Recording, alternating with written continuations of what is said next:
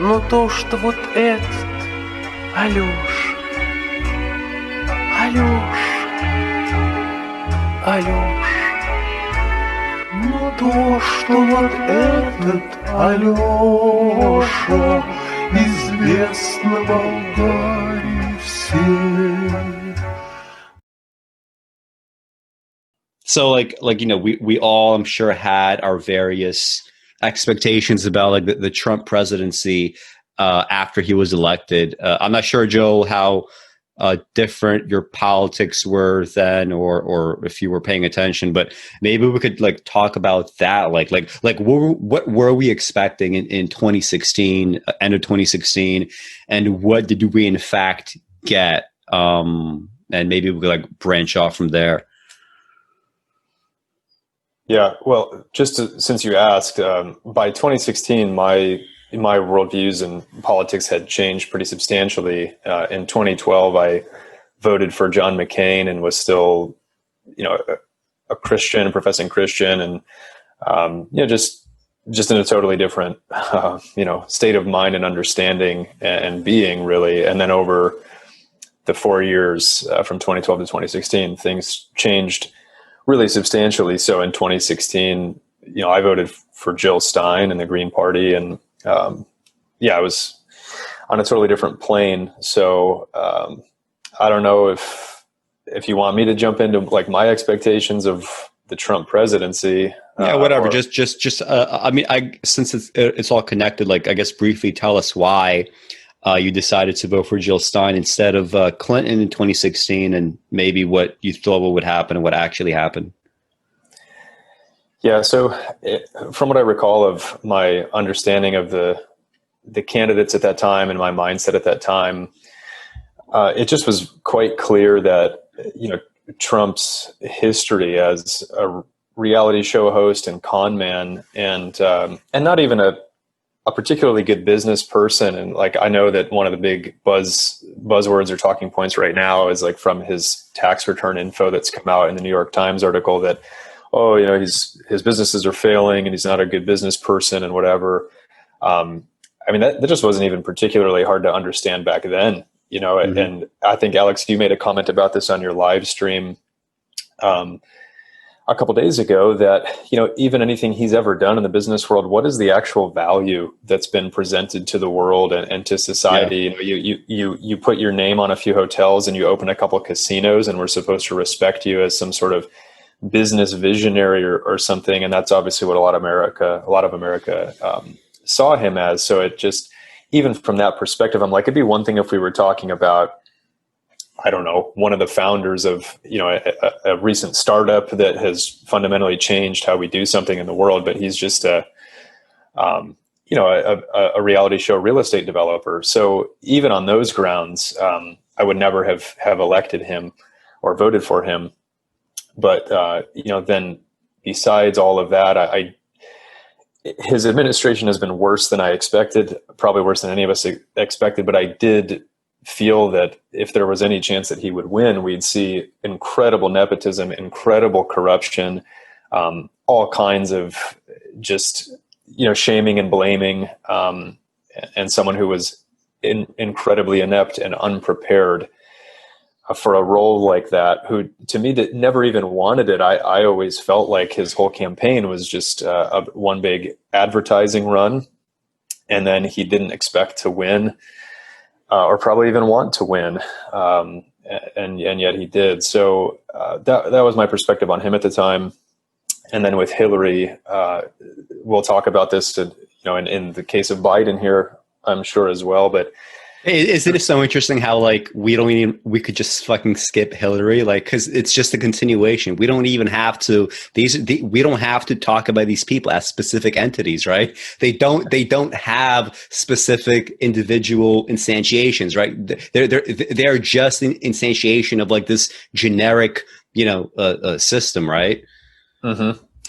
Yeah, definitely. And so in Hillary's case, from what I remember thinking about her at the time was, this element of the establishment Democrat pick, and that she, is bought and sold by just a different set of business interests. So for the Dems, it seems to me, correct me you guys correct me if I'm wrong, but a lot of their corporate affiliations tend to be with the financial worlds of the banking system and this kind of stuff, as opposed to big oil and guns or whatever, the Repubs are most fond of. And so it was like, okay, she's bought by the big banks and Wall Street. We kind of know this, we can tell. So she's not going to offer anything a whole lot different in terms of actually representing the interests of the typical person and typical citizen and worker. And it just definitely seemed like this feeling that, Trump is so bad that you must owe Hillary your vote, so that we don't have that. And it's just not, for me, it's just not how it should work, to vote for an elected official. And I think the final piece underpinning it from that standpoint was just that I was very frustrated with the dual party system, and I was prepared to vote for probably almost any third party candidate, not a libertarian, because I think that's its own set of silliness, but any other third party candidate, just to say it's upsetting to have to continue to be told to choose between both sides of the same coin here. And so, but Jill Stein and the Green Party aligned nicely with my views as well, and the kind of progressive policies I wanted to see enacted. They still do in a number of ways. So I'm contemplating voting for Howie Hawkins in this election, and still just on principle with that same idea of giving a vote to someone who I feel like has earned it based on their policy stances instead of a cult of personality or riding complacency. Yeah. Dan, you got anything? Well, regarding voting, my voting record in the presidential from 84 to 20 was Mondale, Dukakis, Clinton, Nader, Obama, Stein, and this year I voted for Gloria Riva, the socialist candidate.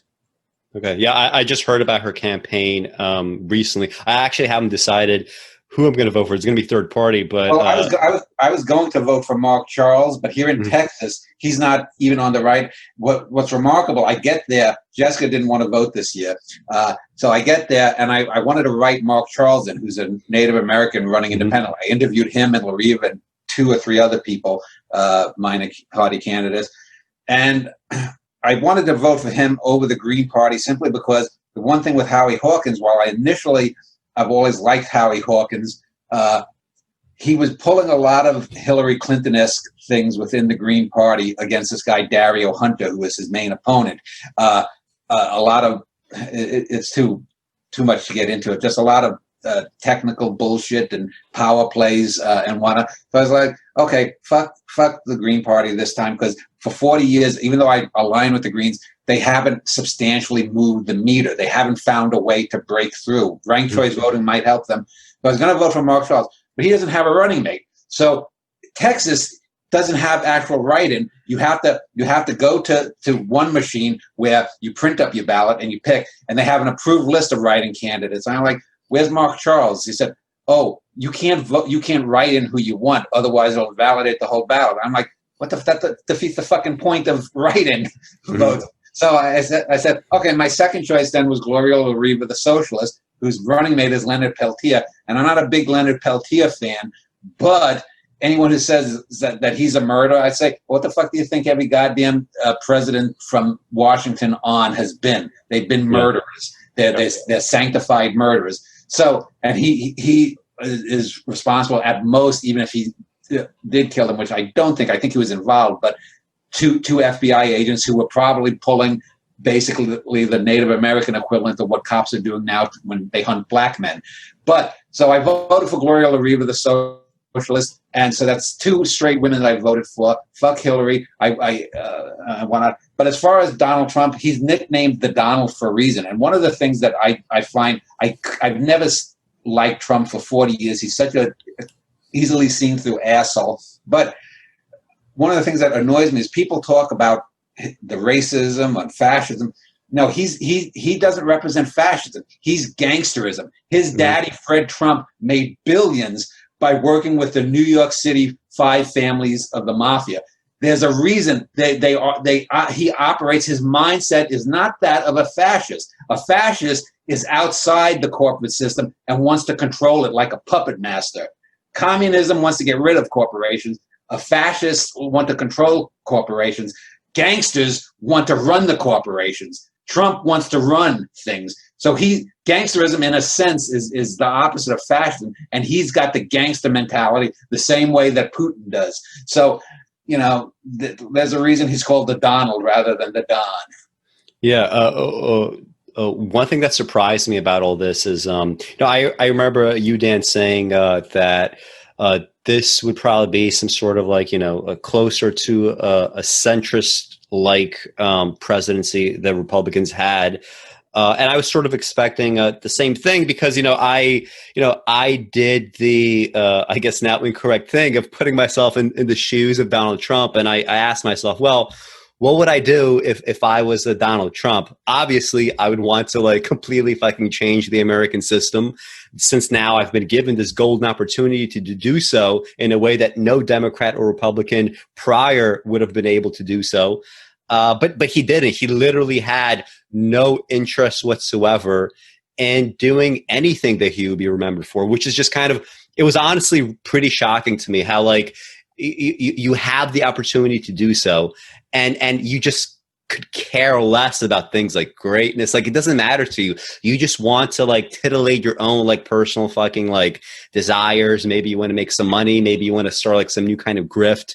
Maybe you want, people to praise you. But to just like, I knew that he was like a bad guy. I knew that he had these like gangster qualities. But, I guess an entire lifetime of such means that by the end of it, if you had anything in you, you have been absolutely emptied of anything of any redeeming value. He's just completely empty of anything except just like, grift. So I was kind of surprised by just his complete like lack of desire in trying to push anything to any direction. I mean, he didn't rule too differently from other Republicans in the sense that he just carried out basic, Republican policy, which was let's do tax cuts and let's play, these culture war games to get, Republican voters back on our side, despite the fact that we're going to give them literally nothing and less than nothing, right? We're actually going to take things away from them.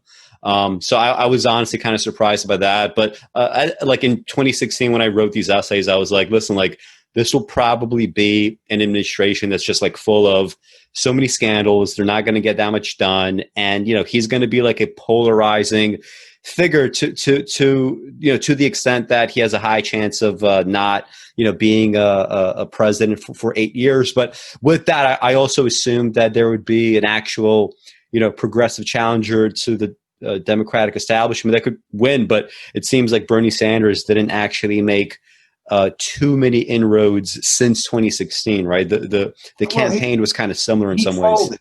I was never a big Bernie Sanders fan after he did the muff dive on Hillary. I mean, he's someone that he doesn't want to fight. He's too nice of a guy. Well, then don't be in fucking politics. Go off and run a boys' school, a prep school or something. If you get into politics, you have to fight for what you believe in. If you're gonna stand up, and Bernie Sanders, I knew he was gonna fold. I mean, and he folded for Biden, who, in his own way is as bad or worse than Hillary. And Biden is such a piece of shit, and Kamala Harris is horrible. She's the token negress, and it's disgusting. And most black people I know who know anything, who follow politics, at least people online that I hang with on Twitter, they can't stand Kamala Harris. I mean, she's worse than Simon Legree. She's the black Simone Legree. Yeah, I was talking to my neighbor. He's one of these people that he's Guyanese. He's one of these people that can easily do something like vote for Trump. Because he's just tired of the two-party system. Like a lot of people did that, right? So he's not very different in that regard. And he told me listen, she just wants to lock up people like me, right? By that he means like people that go to work, mind their own business, and smoke weed on their off time, right? Which is true, right? Like that has happened historically, and people make fun of like one issue voters, but it's like, all right, if you're just like a guy that kind of like is living your life without bothering anyone, and the most distinctive part of this vice presidential pick is the fact that she locked up people for drug offenses when we know that this shouldn't be happening, period. This is what you're going to remember. And the interesting thing about that is Trump, I think he was polling at something like 14% of the black voters in 2016. He's polling higher with black voters now than in 2016, which is incredible, right? So like 4 years of like, dog whistles or whatever to like white supremacy. Coronavirus just, decimates black neighborhoods and black businesses. And we have the Black Lives Matter protests where he's like, trying to like, imply that he's going to get the military involved. And that does not move the needle in terms of like garnering black support for Democrats, right? So all the stuff that's been written years ago about demographic realism and like a demographic destiny where Democrats are going to be like, essentially a one-party dictatorship forever because demographics is destiny. I don't think that's the case. I think you're going to see black voters peeling off of Dems. People get more conservative as they get older. That's not that true either, though. Like I don't really agree with that, but it also doesn't really like we know that long enough time frame, progressivism does win out in that sense. Like some things about you might get more conservative, but generally speaking, like I think all the studies now say like if you have a set of like strong political beliefs, like by the time in your early 20s, you might go from a communist to like a green, which is what I did, but I'm not gonna, ever become a centrist Democrat, much less a Republican. And that's true for most people. But I think with black voters, it's not so much that they're getting older, although they are. The older black voters are actually like hardcore into Biden. Although the older black voters are like trying to shame, younger black voters into voting for Biden, the younger black voters, they're like, I'm not interested in the Democratic Party. I think that's what's actually happening. And I could easily imagine this realignment, within the next 25 years, assuming that the two-party system moves on, which I'm also not so sure about. I think we've seen the fractures going back since 1992, right? Bill Clinton, 43% of the vote. That's less than, anybody in that century, right? That's crazy. 2014, we had, a drop off of voting to levels that have not been seen since like pre-Jacksonian America, right? Before suffrage was expanded to like universal white men. That's what I see happening, like with the black vote. Like black people are not interested in the Democratic Party that much anymore, right? Or at least they're starting to not be. Well, I mean, the Democrats are basically, say what you will about the Republicans. I'll say, the Republicans have raped America for 40 years, but the Democrats have held the body of America down. So they're both guilty in my, there's that famous meme about not being able to go leftward, the Republican Party, whenever they move things rightward, but the Democrats don't want to go leftward. Yeah, and you see this happening in real time right now. Like it's happening right now with even Biden's platform. Well, look at Amy Coney Barrett. I mean, she's a horror. I mean, she got up there. Oh, I want to talk about I don't give a shit what spawned from your vagina. Tell me if you understand that the Constitution is a living document. If you don't understand that, you don't deserve any place on any bench in America, much less the highest court. Period. One question that has to be asked by one member of Congress. That's it. That should be the disqualifier. Yeah. Yeah. Yeah. I'm not sure if, Joel, you want to say anything about anything so far. No, you and I were messaging back and forth a little bit a couple of days ago on the polling numbers for Trump with young black voters. And so I think that's so far seems to be the main thrust, is just that, not feeling like they owe a debt of gratitude to the Democratic Party. And also, why would they? Yeah, why would they? Exactly.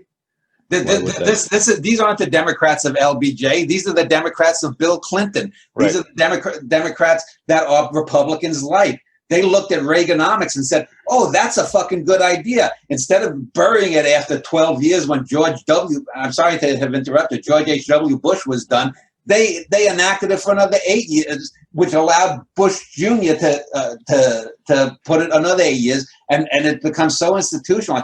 What have the Democrats done? The Democrats have not done anything since the 1980s. The last Democrat with any guts or balls that I can think of was maybe Daniel Moynihan from New York, a senator who's been dead now for 25 years, I think. Mm-hmm. Yeah.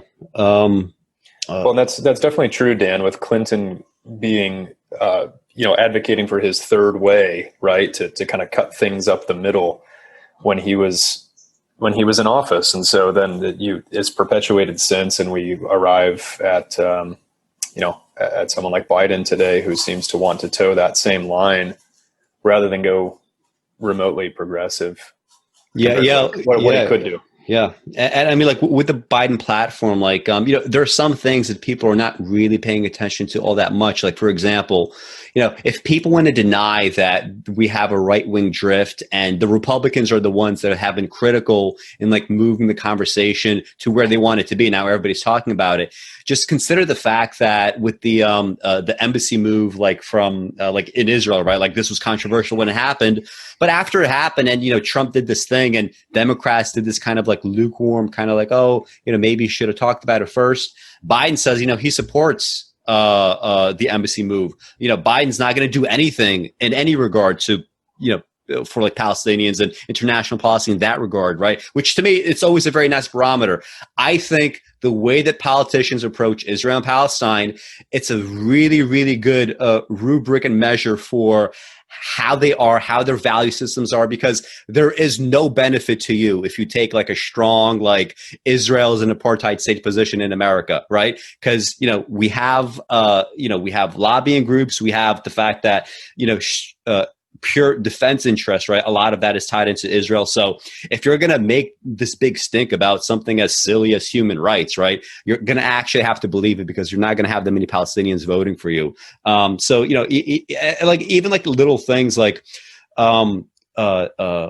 well, not little things. I mean, like these are very big things, like the tax regime in this country. Look, like since we had the tax cuts starting in the 60s under JFK and LBJ, we had them accelerated under Carter.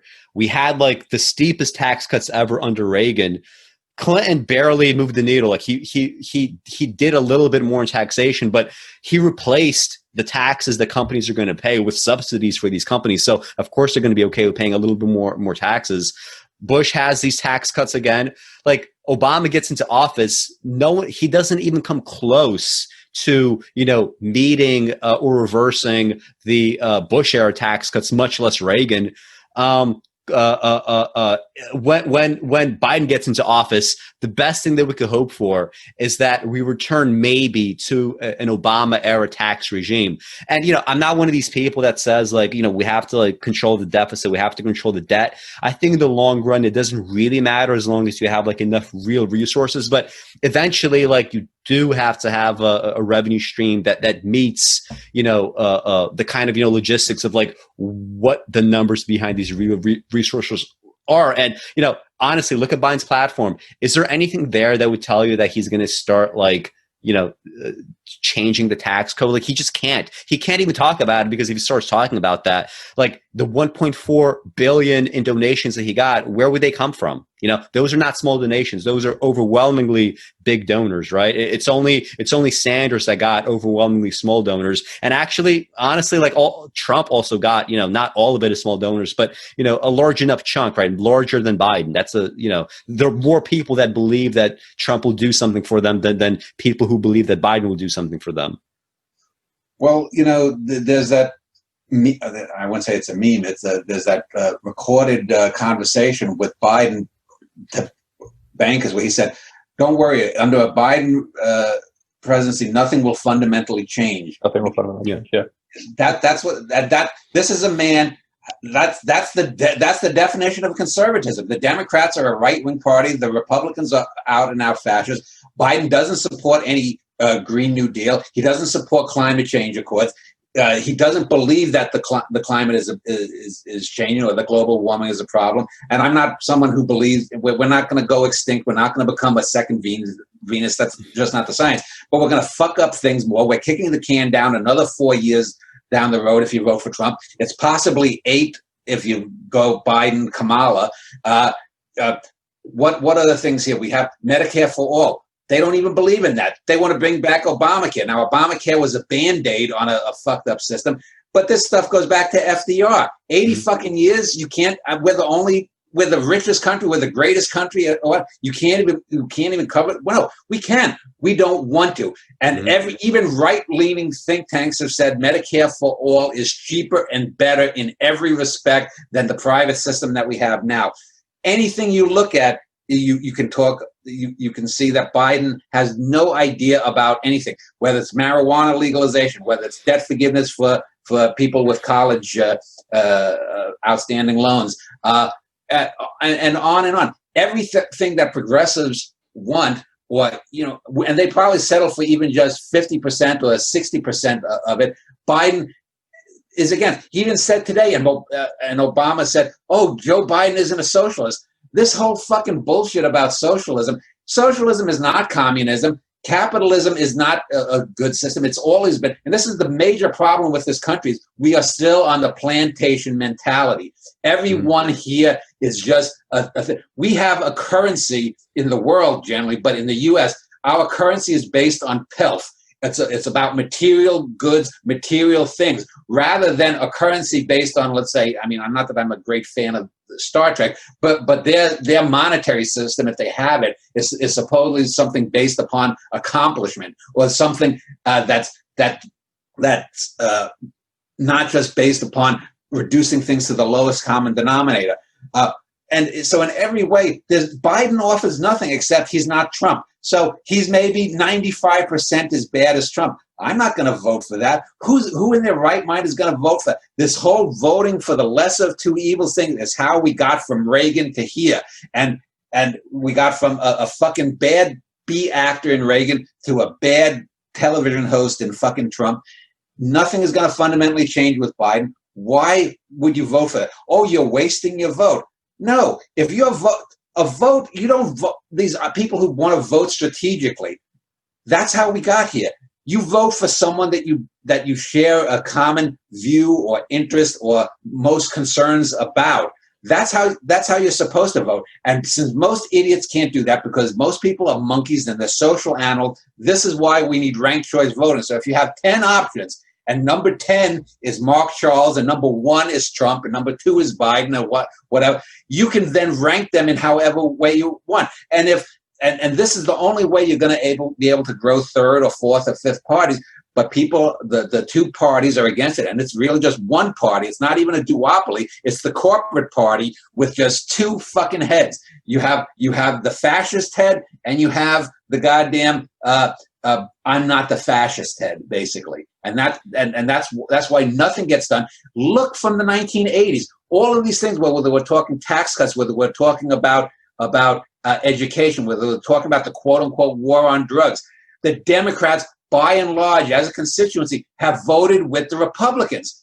How is that a duopoly? How is that? I mean, you basically are forget what they say. They talk about abortion. They talk about women's rights. They talk about these little bullshit things that they throw out. But when the shit hits the fan, they all line up for their corporate masters. And this is on Bill Clinton, basically, because Bill Clinton basically made, and I'm not saying that there weren't corrupt Democrats before, certainly there were, but in the modern era, it all goes back to Bill Clinton was, I'm open for business. And that's you're not going to ever get money out of politics totally, but ranked choice voting is the first way to try to drive a wedge through it. Yeah, when people talk about like pragmatic voting, right? Like, oh, you want to have a strategy here. You want to be pragmatic. Like, you don't want another 4 years of Trump. So let's just do this thing, get Biden into office. The problem with that strategy is like there's so many assumptions baked into it. Like, first of all, the first assumption is you have a candidate that is so charismatic that will force everybody to like gloss over the very like obvious flaws, right? Bill Clinton could sell out the country for 8 years, and it's fine because he was a supremely talented politician. When Hillary Clinton tries to do the same thing, guess what? It doesn't work, right? When Obama gets into office, right, he's extremely charismatic, right? So he's going to be able to win twice because, you know, there's nobody else there. But if the actual policies aren't being offered, and we keep getting this like bleeding away of people who even care about voting, and you have some areas that are like important for, you know, these elections, as we have the electoral college. If we have like, you know, turnout there as low as like literally 3% sometimes during some of these midterms, that means that over a long enough span of time, like, you're simply not going to win elections. And this is just me saying it. Look at since Carter, like, you had more Republican administrations, and you can't tell me that's nothing to do with the policies being put on offer, right? Of course it has to do with the policies. You know, it's not a winning strategy. Like, when people make fun of like Republicans, like, you know, going on top of a mountain and saying, black people, the reason why, you know, everything is so bad for you guys is you guys need to just graduate college, or you just need to, you know, stop killing each other. You need to stop selling drugs. You need to, you know, adopt our cultural values. Like, we know that's so fucking silly because that's not how the world works. You're not going to change the world by lecturing at them, right? But they try to do the same thing when it comes to like a macro strategy for getting people to vote for your party, right? They shame you. They want to talk about, 0.6% of Green Party voters in 2016. That would have swung the election for Hillary Clinton. And they do that because they don't want to talk about the 45% that didn't vote, right? Like, that's the hard part. Or just the 2% of libertarians that drained away from the Republican side. In every state last year, in 2016, where Jill Stein took voters supposedly away from Hillary, the libertarians took more from Trump. Mm-hmm. Correct. Gary Johnson took more. Mm-hmm. And so it's not, I mean, even strategically, it's a load of shit. Yeah. Yeah, there's no strategy there. Like, if like that, this is the thing. If we had an Obama type president every year since Carter, I agree, would have a very different country. But A, that's not possible, and B, your voting strategy in a two-party system assumes that you win 100% of the time, and that's how you make progress. It's insane, but that's literally what they're assuming. That's what they have to assume. But Obama, I mean, I regret my 2 votes for Obama. I really do, because would we really be that different? Different. I mean, if we hadn't had Reagan and Carter won a second term, or if Mondale had beaten Reagan, then we'd have a difference. But even Obama has said he's basically a Republican. And this is a guy, I call him the nicest mass murderer in world history. This is a guy with his drone strikes has killed at minimum a few thousand people. Now you can say, well, it's only a few thousand people. You know, little Omar and Abdul and their sister were killed in something. Big fucking deal. He wasn't Attila the Hun. He wasn't Genghis Khan. He wasn't Joe Stalin or Mao Zedong. But he's still killing people unnecessarily. The whole fucking farce of a war in Afghanistan. I mean, look at fucking the whole what is it? The Islamic State that arose out of the disaster of Iraq. And we keep electing them. The first thing they do is try to destroy things. There was an interesting article I saw online. I forget which site, that said they showed COVID-19. Countries run by women have the best response to COVID-19, the lowest death rates. Countries run by men, whether it's Italy, whether it's Sweden, whether it's the U.S., China, and a few other disasters. And it's all because of this fucking dickware. And I'm not saying that women, that Angela Merkel is the solution to all, but there's something fucking wrong with the whole presidency mindset. When you got a guy, Obama should have had more empathy. He could have signed card check for the unions. He could have, with one swipe of the pen, closed Guantanamo Bay.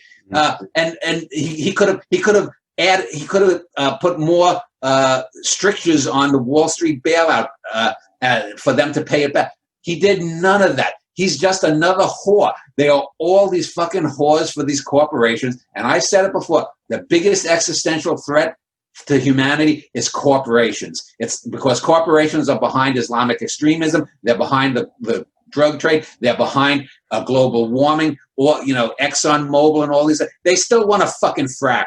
All of these companies want to destroy the environment. It reminds me, going back before both of you were born, in the early 1970s, there was a Saturday morning cartoon called Yogi's Ark. Yogi and all the Hanna-Barbera characters flew to this paradise island where they could have anything. And they'd say, oh, just take one sip of the cup and throw it away. So one sip, throw it away.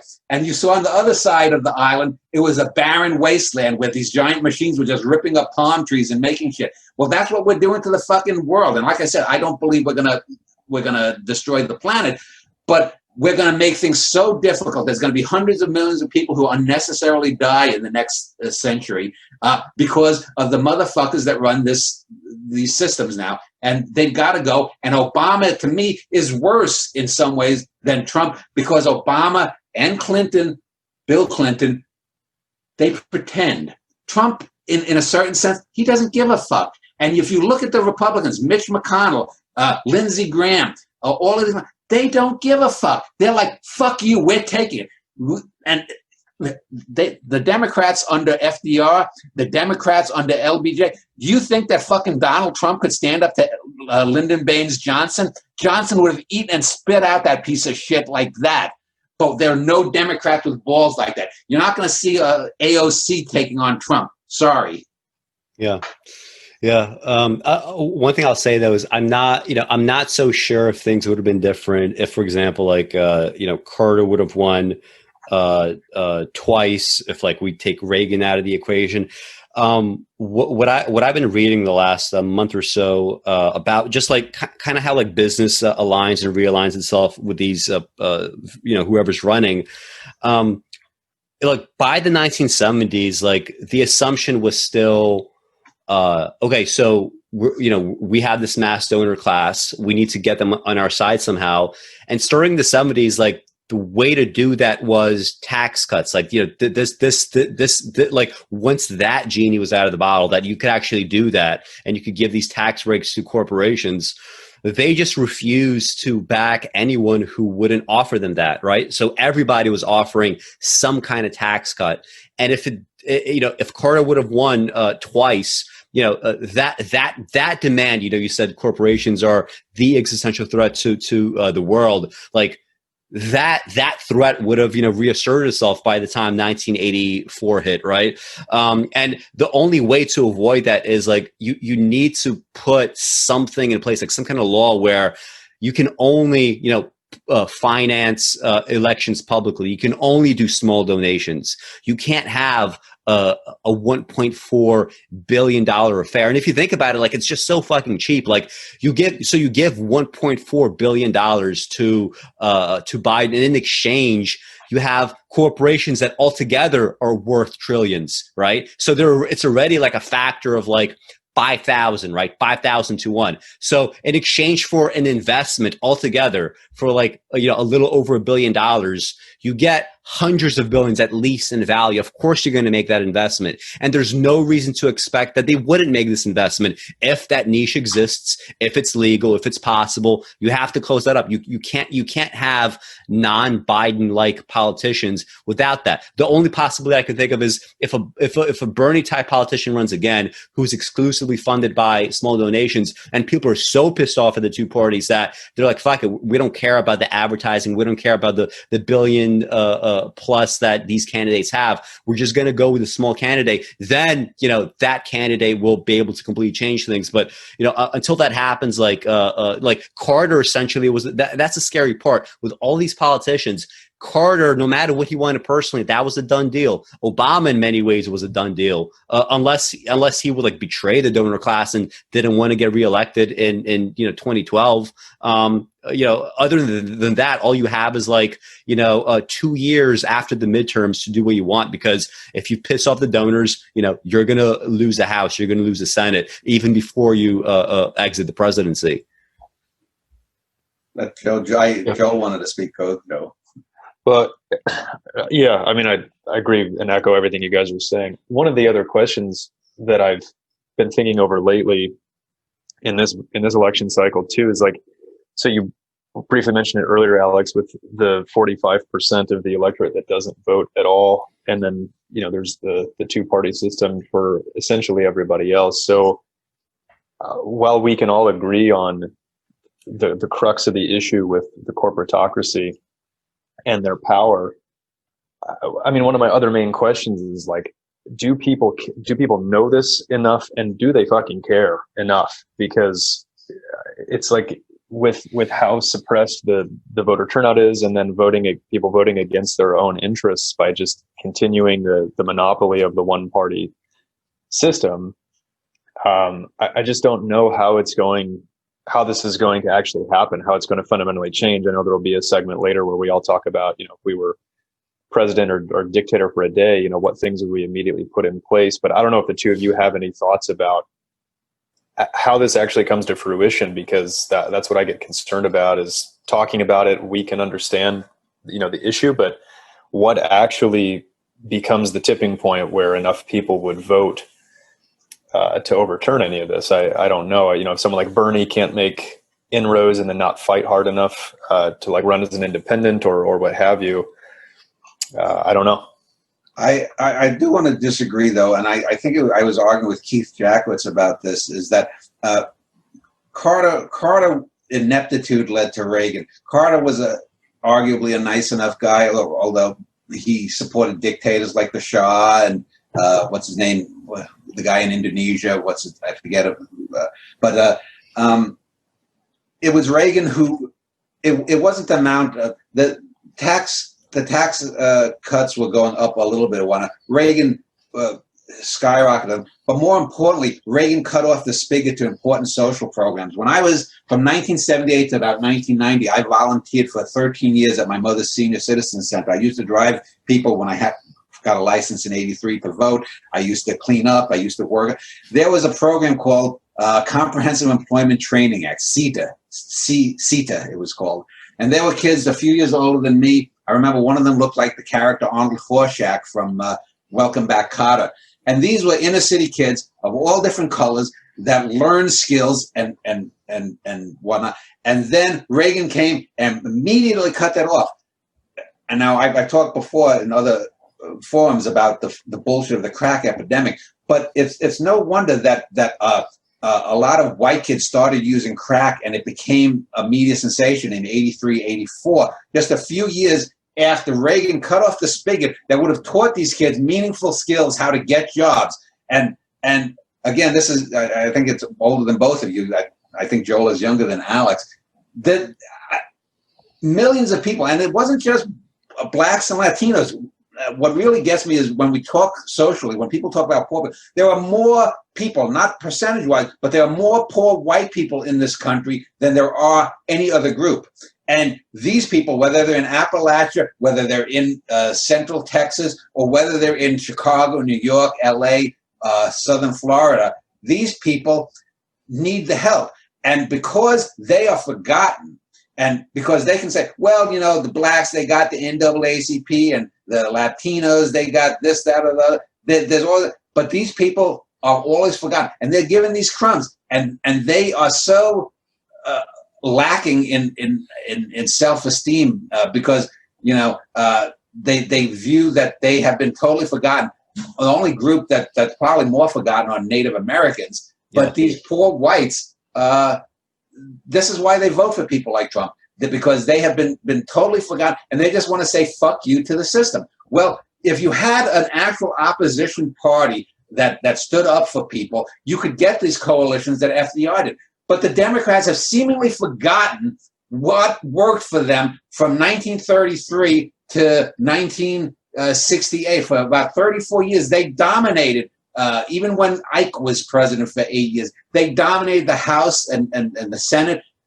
In the middle of the 20th century, this was the formula to win. Just do and help those that need the help the most. But Democrats, they got bought off right after the Republicans got bought off, about 10, 12 years after.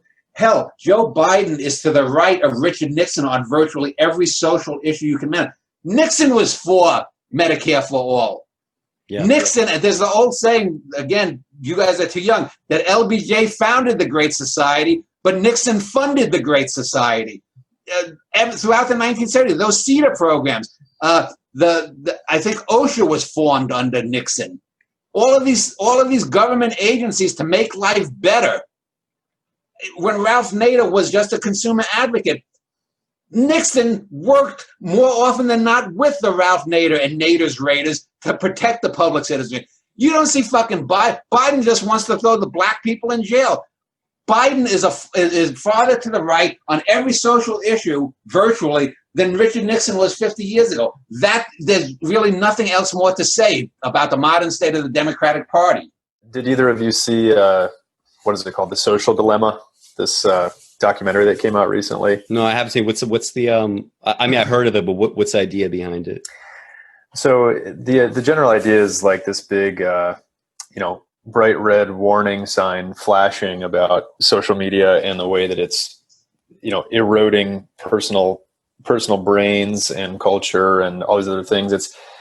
It's simultaneously, it's not all stuff that you don't already kind of know in a way if you've been paying attention to what's gone on and the erosion of discourse over the past decade with the advent of social media. But it is like uniquely concerning in terms of like, especially from now on, because these things are probably not going to stop. I mean, maybe we'd all like to sit here and think that, and right now even there's like, some hearings in Congress on Google and some of the other like major companies that own the most data, and that they're going to get controlled and that they're going to have to be accountable for, how they collect and use and weaponize data. But they're the new ExxonMobils of the world, right? So that the power that's there and the money that's there is huge, and their influence is going to continue to be massive. So I don't know. I don't know how discourse, really gets back on track, but, that film does a good job of showing like the ad-based revenue stream that was decided upon, as the way to get and keep attention. Mm-hmm. It also is kind of humorous, darkly humorous in a way, because it's like all of these Silicon Valley people who built this shit, like talking about how dangerous it is and like how we never knew the Pandora's box we were opening. And I mean, maybe that's true to a certain extent, but at the same time, you're like, yeah, but you were also getting comped, with multi-million-dollar stock option deals. Mm-hmm. And I don't think you were all that motivated to think too hard about Twitter's like end game. Right. Yeah. So anyway, it's kind of an interesting watch. Some of it is a little bit cheesy in the way that they like weave this narrative with a family as well, that like, one of the kids ends up in some kind of violent rally and like his sister has to go save him from it or something. I don't even remember. That part's kind of silly, but the rest of it speaks to the problem pretty well. So, I mean, Dan could be right from that standpoint. If you just keep people distracted enough with completely inane things, then they can carry on. Yeah, social media has not been a positive development for the world. Like, it's overwhelmingly negative. Like, you get some minor benefits, like if you belong to like a niche community on Twitter, following news about something that otherwise would not get covered, like that. It's definitely good for stuff like that. But beyond these like very kind of rote functions, social media has really decayed people's brains. Like when you see the way that people discuss politics, and I sort of saw this earlier on, like when I first started getting into politics, I would argue with people on message boards. But the thing about message boards is they are already one step removed from the general population, because for you to be interested enough to actually sign up for a message board, at a time when, fewer people had computers, fewer people had internet access, you were probably legitimately interested enough that, at minimum, maybe you could say something that's halfway interesting, or at least you'd be some way literate, or you just wouldn't spread around just pure conspiracies. You look at the kind of messaging on Twitter, really from both sides, although, it's obviously more nefarious coming from conservatives, given the kinds of stuff that they get into. But from Democrats, it's this is the most important election ever. This will decide everything. And they're clearly just talking about themselves, right? Like when they say it's the most important election ever, what they mean is if we don't win now, if we lose for Trump twice, right? If we want to talk about like, humiliation, you lose to Trump, not only in 2016, but you lose it in 2020 after like historic protests, after a historic, pandemic, after, people are just sort of losing everything. If you lose to Trump again, it means that the Democratic Party as currently constituted simply cannot exist anymore after 2020. That's what they mean, right? When they say vote or die, that's what they're talking about. And, journalists as well, like people really underestimate how much their own like class material interest is informing their vote, right? Like if you're a more kind of like typical person under the Obama economy, let's say you had like a college education or whatever, well, you did well probably under the Obama economy. Even after 2009, you did well. The stock, if you were in the stock market, you did exceptionally well. And it's so easy to just say, why are people not happy with Obama and now they want to vote for Trump? Why are people, not happy with the progress that we made? Because, the progress that you see is just like people tell you feel good things, right? People throw out this culture war stuff, like, gay marriage obviously is an objectively good thing, but in the grand scheme of things, in terms of like what is an existential threat to people in America, like it wasn't the lack of gay marriage, it's the fact that the minimum wage, if it were adjusted for inflation since the 60s, it would be like $23 right now. So everybody that's still working for $7.25, that means that if you're the type of person that has always been in minimum wage positions, you have had your wages essentially cut after accumulating years and years of work, right? Instead of growing, right? So this is the reason why people are not happy with Obama. And, they don't understand that they're just voting for their class interests. Like, they're like, of course I want Biden. I want a continuation of Obama. My Obama years were the good years, right? Well, nice for you, right? And people don't really get that. They really twist it. They're like, only privileged people will vote third party because they don't care about. And it's like, honestly, what happened under Trump that was so horrible so far, right? Like in terms of the promises that were actually made, we were promised a fascist dictatorship. We were promised the rounding up of minorities. Like, yeah, we had kids in cages. This is true. That's all terrible. But we didn't have an explosion of everything that we said we were going to get. So now it's like you're going to play the fascist card again. Now the card is vote or die. We need the Democratic Party to survive, right? You've lost so much legitimacy that this is an election that's important for your political survival. That's very separate from America's survival. That's separate from the survival of everyday people, right? Which is never part of the discussion. Given a choice, I'd rather the Democrats go away than the Republicans, because the Republicans, you could actually get a real progressive party to mount a challenge to them if you get rid of the Democrats. The Democrats, again, they're crypto Republicans. They're Republicans light, and they're not even Republicans light in the sense that Rockefeller Republicans of the 1960s were light Republicans that were socially aware. These Democrats aren't even, do I really believe that Chuck Schumer, I'll bet you Chuck Schumer has used the quote-unquote N-word just as much as Donald Trump. I don't believe for a second that he gives a rat's ass about black people. He doesn't give a shit about these people protesting. We talked about this a couple of months ago. I don't believe the Democrat, Nancy Pelosi, the Green Dream or whatever it is. These people don't give a fuck. And look, Nancy Pelosi married some guy who's a fucking wine vintner who's worth $100 million or more dollars. Why do all of these fucking supposed civil servants, why do they have drastic increases in their bank accounts? The Obamas went from being worth $1 or $2 million when they were just, she was just a lawyer. Now they're worth $200 million. There's something wrong with it. Whatever happened to Harry Truman going back and running a fucking hat shop? That's what he did. The fucking president of the United States went back and took over the hat shop that I think he got from his father. Mm-hmm. I mean, they don't. There's nothing like that anymore. All it is about pigs at a trough. And I would rather see the Democrats disappear, because then we'd have a much better chance of coalescing people against these fucking corporate motherfuckers. If you get rid of the Republicans, the Democrats then will just slide easily over to become the right-wing party, and they'll still pretend more. Give me an honest enemy than a fucked up lying friend. Yeah. The kind of like the petty and I guess more evil part of me, I've had this thought multiple times, and I don't like this thought. I try to suppress it, and I'm not going to exercise this thought. But I've often felt like, wouldn't it be just fucking great if just like Trump wins again? Because like everything the Democrats have been saying again now, like, polls look great again, right? We need to trust that again.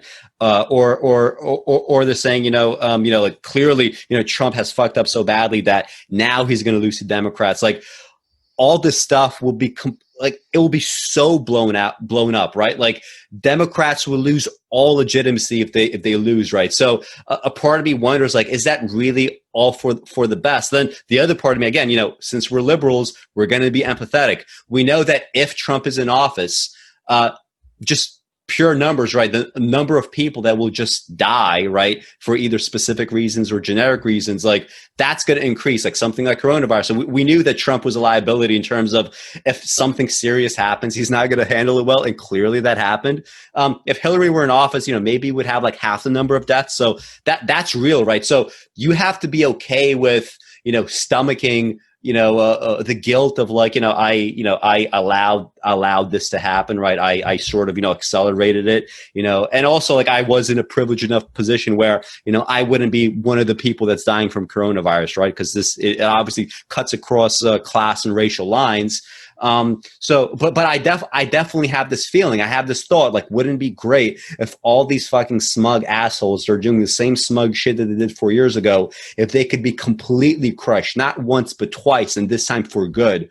And there's so many people that think the way that I think, but they're not intelligent enough to realize, hey, but I shouldn't vote for Trump because it's actually even worse than Democrats. And actually, there are third-party candidates who could actually do something good in this country. They're not going to think what I'm thinking. They're just going to fucking, fart and grunt, and they're going to go vote for Trump. That's reality, right? And the fact that I have this thought in my head, I know that I'm not alone thinking this. And I also know absolutely that I will be, of the people that have this thought, I will be one of the few people that doesn't vote for Trump. That's the other scary part. That's literally true. If you have this thought, you want to beat these fucking smug assholes, you want to wipe the smirks off their faces, you know that most people that think that way, they're going to vote for Trump. That's just true. Correct. There's a false binary that we always have. But getting back to this, I want to I'll see to Joel in 1 second.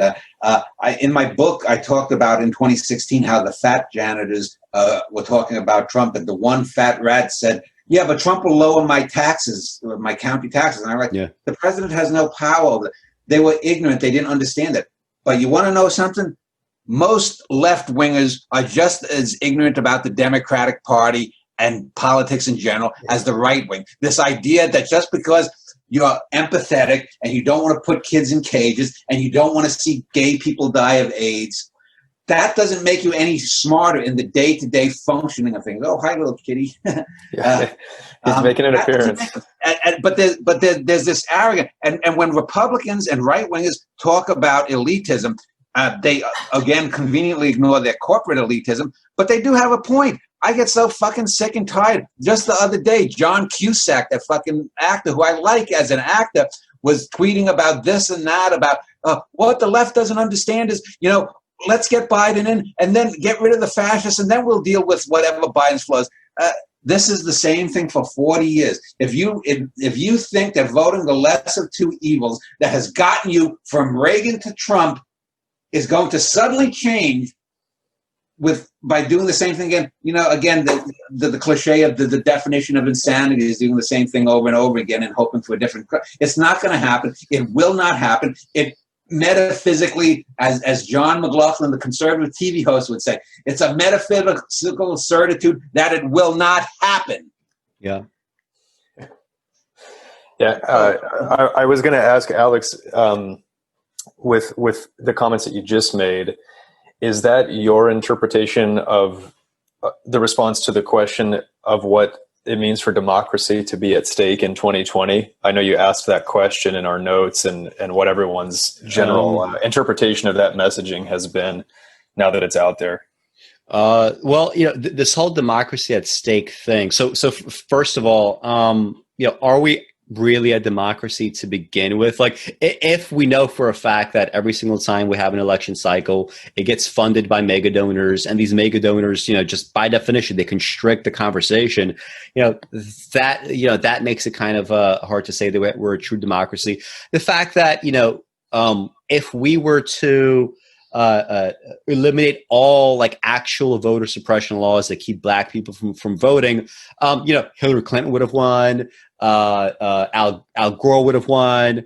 Probably, John Kerry would have won. Like, we would have had tons of Democratic like establishment figures. Of course, I would have caused other problems down the line. That there would have been a fracture there, because you can't just have one party and competing business interests. Like, you're going to get some kind of like artificially or naturally created fracture. But I'm not so convinced that we have a true democracy in that regard. Now, the second part of that question, what we have thus far, which is better than nothing, right? And it's better than, by definition, most countries and, historically, right? Preserving what we have is already baked into the system. Like, what people don't get when they say things like Trump is a fascist, there actually is no incentive in place for either party to do some kind of fascist takeover, right? That's not what the business interests want. It does not work for them. It does not help them. They want to be seen as part of a stable democracy. They want America to be seen as a place where you can come and invest.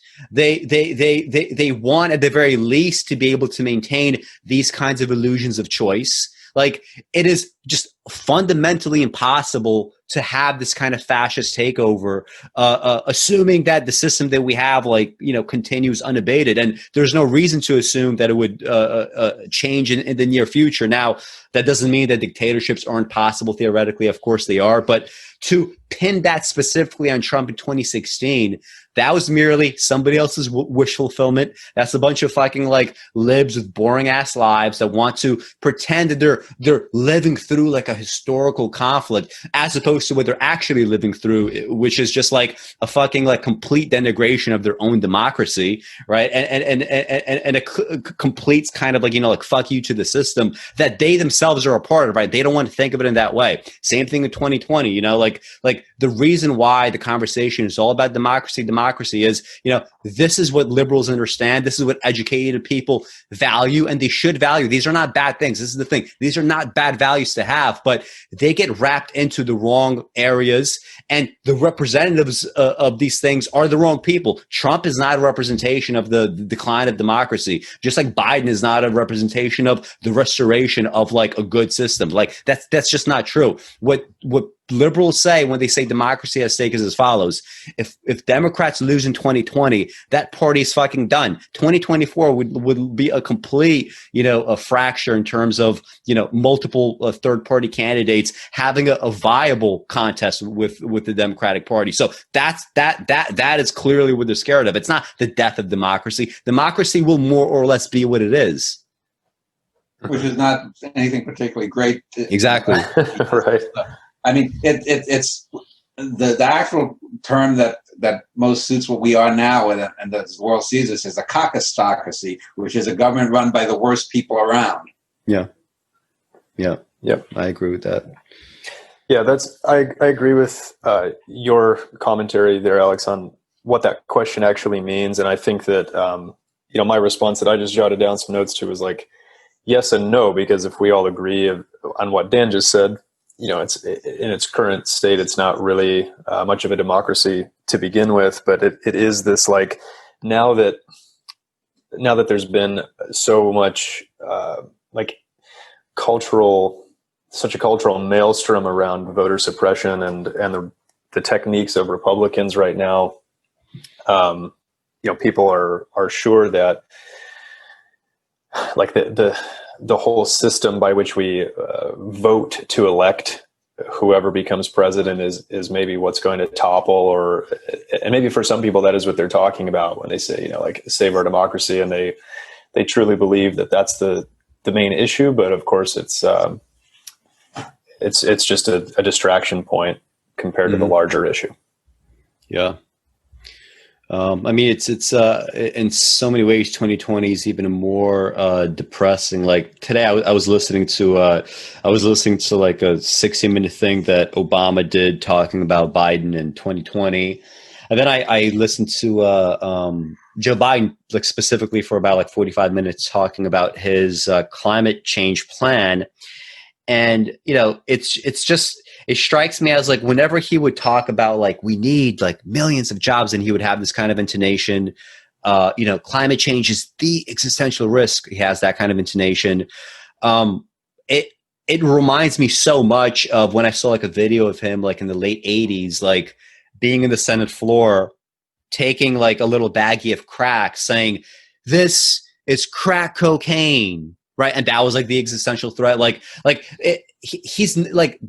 He's never been like on the right side of anything. He's just been on whatever the mainstream position was. Like, I understand when today, like Democratic voters are like, oh, we're not going to hold like Biden accountable for like the anti-crime bill because, you know, everybody at the time, including black people, they wanted it. This is true. But if you're a leader, right, by definition, what you have to do as a leader is you can't simply give in to whatever the popular demand might be. I mean, you can't get too far away, I guess, from public opinion in some ways, but you have to lead, right? You have to do things that are out of the ordinary. If somebody's trying to drag you into a direction that you know is not going to end anywhere good, you can't just say like, well, fuck it, everybody wants this crime bill, so let's vote for it. And he's done this like his entire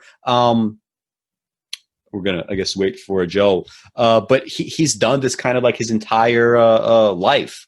And, you know, this is kind of like the most remarkable thing at all, I think. Like his intonations, his passions about whatever, like they're identical, whether he's talking about like, you know, busing or crack cocaine or black people committing crimes, or right now, it sounds so good, right? It sounds so good to us, a climate change plan that is nonetheless like full of like, you know, fossil fuel lobbyists in his administration, right? Yeah, he's back. It was just, I guess he accidentally got dropped for a second. I dropped off for a second there, guys. Sorry. Yeah, it's fine. It's fine. I just, the very fact that people talk about climate change rather than global warming. Climate change is not in and of itself a bad thing. It can be bad for some things. You know, there was the great oxygen extinction event 2 billion years ago, which anaerobic bacteria were wiped out by the buildup of oxygen and whatnot. So you know, the problem is global warming, the warming of the atmosphere. It's not that, I mean, the climate has changed over the last 10,000 years several times. It's gotten increasingly warmer in the last 200 years, but human beings have, since civilization's dawn about 10,000 years ago, have been through climate change before. The very fact that they just call it climate change rather than global warming is again a euphemism. We're constantly presented with false choices, binary, complex things that is just left or right, 0, 1, A, B, and this is just this is the way things get simplified, and you dumb people down. You give them these beeping little things. You have a celebrity culture. We don't care about anything. The celebrities talk here or there. You know, if you look back on talk shows 50 years ago, there was a guy named Dick Cavett on. Dick Cavett would interview authors. He would interview Nobel Prize winners. He wasn't just interviewing, oh, here's Joey Shitlicker. You know, he's got a new comedy series on, you know, generic cable channel, and he's pushing it. You look at Jimmy Fallon or Jimmy, the other Jimmy, whatever. Kimmel, yeah, it's the same shit. It's the same. Everything is the same. Everything on cable is the same. Whether it's The Sopranos or Mad Men, whether it's movies, it's Marvel movies, and even now a lot of art, indie cinema has become the same. You have the quirky person. You have the girls who are doing this. You have the experimental lesbian film. You have everything. It says dumbed down, and this is the gruel that people are fed, and they don't think there's any better. They don't want any better because they can get their subscription to Netflix, and they can watch this or that. They can go out and they can get pizza at any time of the day. They can instantly talk with their Aunt Sally, who they hate, and pretend that they're a good person by giving a like to some idiotic post that Aunt Sally makes on Facebook. This is what human interaction has been reduced to in the year 2020. And anyone watching this 50 or 100 years from now, hopefully they're doing better, and they'll look back on our generation, at least the rich motherfuckers who have screwed everything up, with the right amount of opprobrium and disgust, because there's no reason that we should have gotten this way. We knew about global warming almost 100 years ago. Actually, probably in the 1880s were the first people who theoretically proposed it, and it wasn't until the 1920s or 30s. But again, corporations came in. Corporations killed electric cars in the 1930s. Corporations have been this whole idea about the American system that capitalism is somehow going to get the best. That's not the way corporations work. Corporations are about everyone in their little position doing their best to make things worse for the other guy. So if you make things worse for your rival for the VP post, and he makes things worse for you, you fuck two areas of your own corporation, which makes the whole corporation worse. You're not going to get the best and brightest going forward. Capitalism, by its nature, puts forth the worst and the least intellectual. You get 20 people in a room, and you have to make an existential choice. You're down to the dumbest person in the room, because if you need to do whatever it is needed to be done, it comes down to the dumbest people, and this is why we have global warming. You mentioned Jimmy Fallon. This reminds me. Yesterday, I was trying to find interviews with the actress Parker Posey, who they're like Waiting for Guffman, Dazed and Confused. She's a really great comedic actress, like very, very underrated. But like all the modern like interviews are like with like Jimmy Fallon. I was like, I can't sit through half an hour of Jimmy Fallon like to get to her interview. Like it's just not, because and that's the thing. Like you forget their names because they are all generically the same. Well, I sent you a couple of months ago that thing about that it was a documentary about Woody Allen. I saw that. They at the end they had a whole list of these celebrities that said they wouldn't work to him, and with him again. A guy who 40 years ago had a bit part in Manhattan, or some Timothy Chalamet. Who the fuck is that? Who gives a shit if Timothy Chalamet doesn't want to work with Woody Allen? And then they listed 40 celebrities that have said they'll work with him. But this is the way things operate. Some person that I have no clue about has and this is I'll give you a better example is 4 or 5 years ago when that idiot Elon Musk talked about nuking the Martian ice caps. He really was serious, because I've seen the actual clip. He wasn't making a tongue-in-cheek jokes. He was proposing this as an actual way to free up water on Mars. And no wonder this guy, because he didn't do anything. Just like Donald Trump, he did nothing to become rich. He was born with $100 million in his bank account from his daddy owning I think it was an emerald or a ruby mine or something. Emerald mine, yeah. And so, okay, let's just sterilize a planet, and even if there's just plankton up there, let's just fucking nuke them. This is the way that, and it even goes beyond capitalism. I'm not someone who's everyone is different. Joel is better at backgammon than I am. You're better than me in this. I'm better than you in that. But you have to give people equal opportunity. Most people will fuck it up. Most people will not do nothing with their life. Most people will be satisfied and sticking their hands down their pants like Al Bundy. But you have to give them the opportunity. The problem is we are not giving people the opportunity, and this is no more. And we need to talk about it a little bit. This is no more evident than in the last few years with cops hunting black men like dogs, like animals. One thing I will say, though, to like pivot directly to that, I can't imagine. Maybe you could talk about like your perception since you actually lived through it. I mean, I wasn't even in America yet during the Rodney King riots, but I can't imagine something like like Rodney King being caught on camera getting beaten by 4 cops, like for minutes on end. I can't imagine those cops being let off anymore. Like, can you? Well, we'll see what happens with Derek Chauvin. I mean, they dropped one of the third-degree murder charge against him.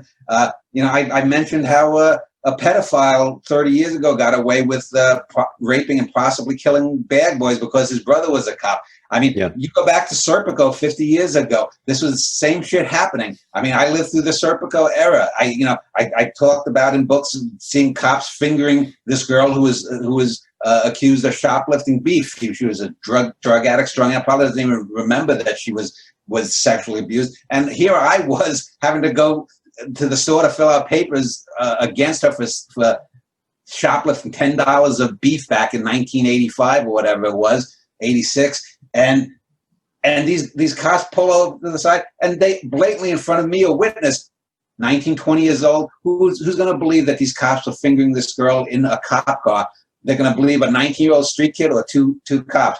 I mean, of course, Rodney King, those cops are going to get a slap on the wrist. The girl whose boyfriend was shot, Breonna Taylor. Yeah. They didn't even entertain homicide, apparently, to the cops as a charge. And the thing is, you saw that Uncle Tom DA or the prosecutor get up there and say, well, this is what they got. He didn't even mention that they didn't give an option to it. So here again, a black guy is sent up to do the work of the man, standing up there like, I mean, it's so ridiculous. This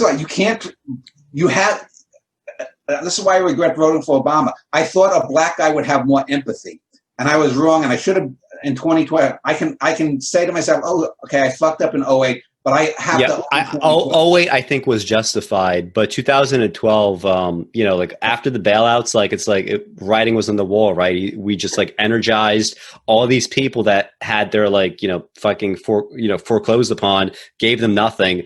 Republicans are going to swoop in and say, oh, Obama did that to you, he didn't help you. But we, since it's a two-party system, we must be the good guys, right? But even forgetting the monetary thing, look at all of the brown people in the Middle East that Obama bombed, drone struck, basically.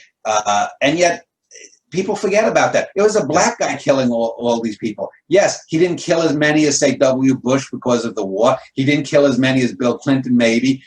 Trump has actually killed technically probably less. But, if you add in COVID, obviously the numbers go up. Yeah. But anyway, go Joe. Yeah, I don't know that I've got a ton more to add on that exact point. What do we want to move on to next? Do we want to talk more about the police brutality issue specifically in Black Lives Matter, or? Yeah, I just had a follow-up comment.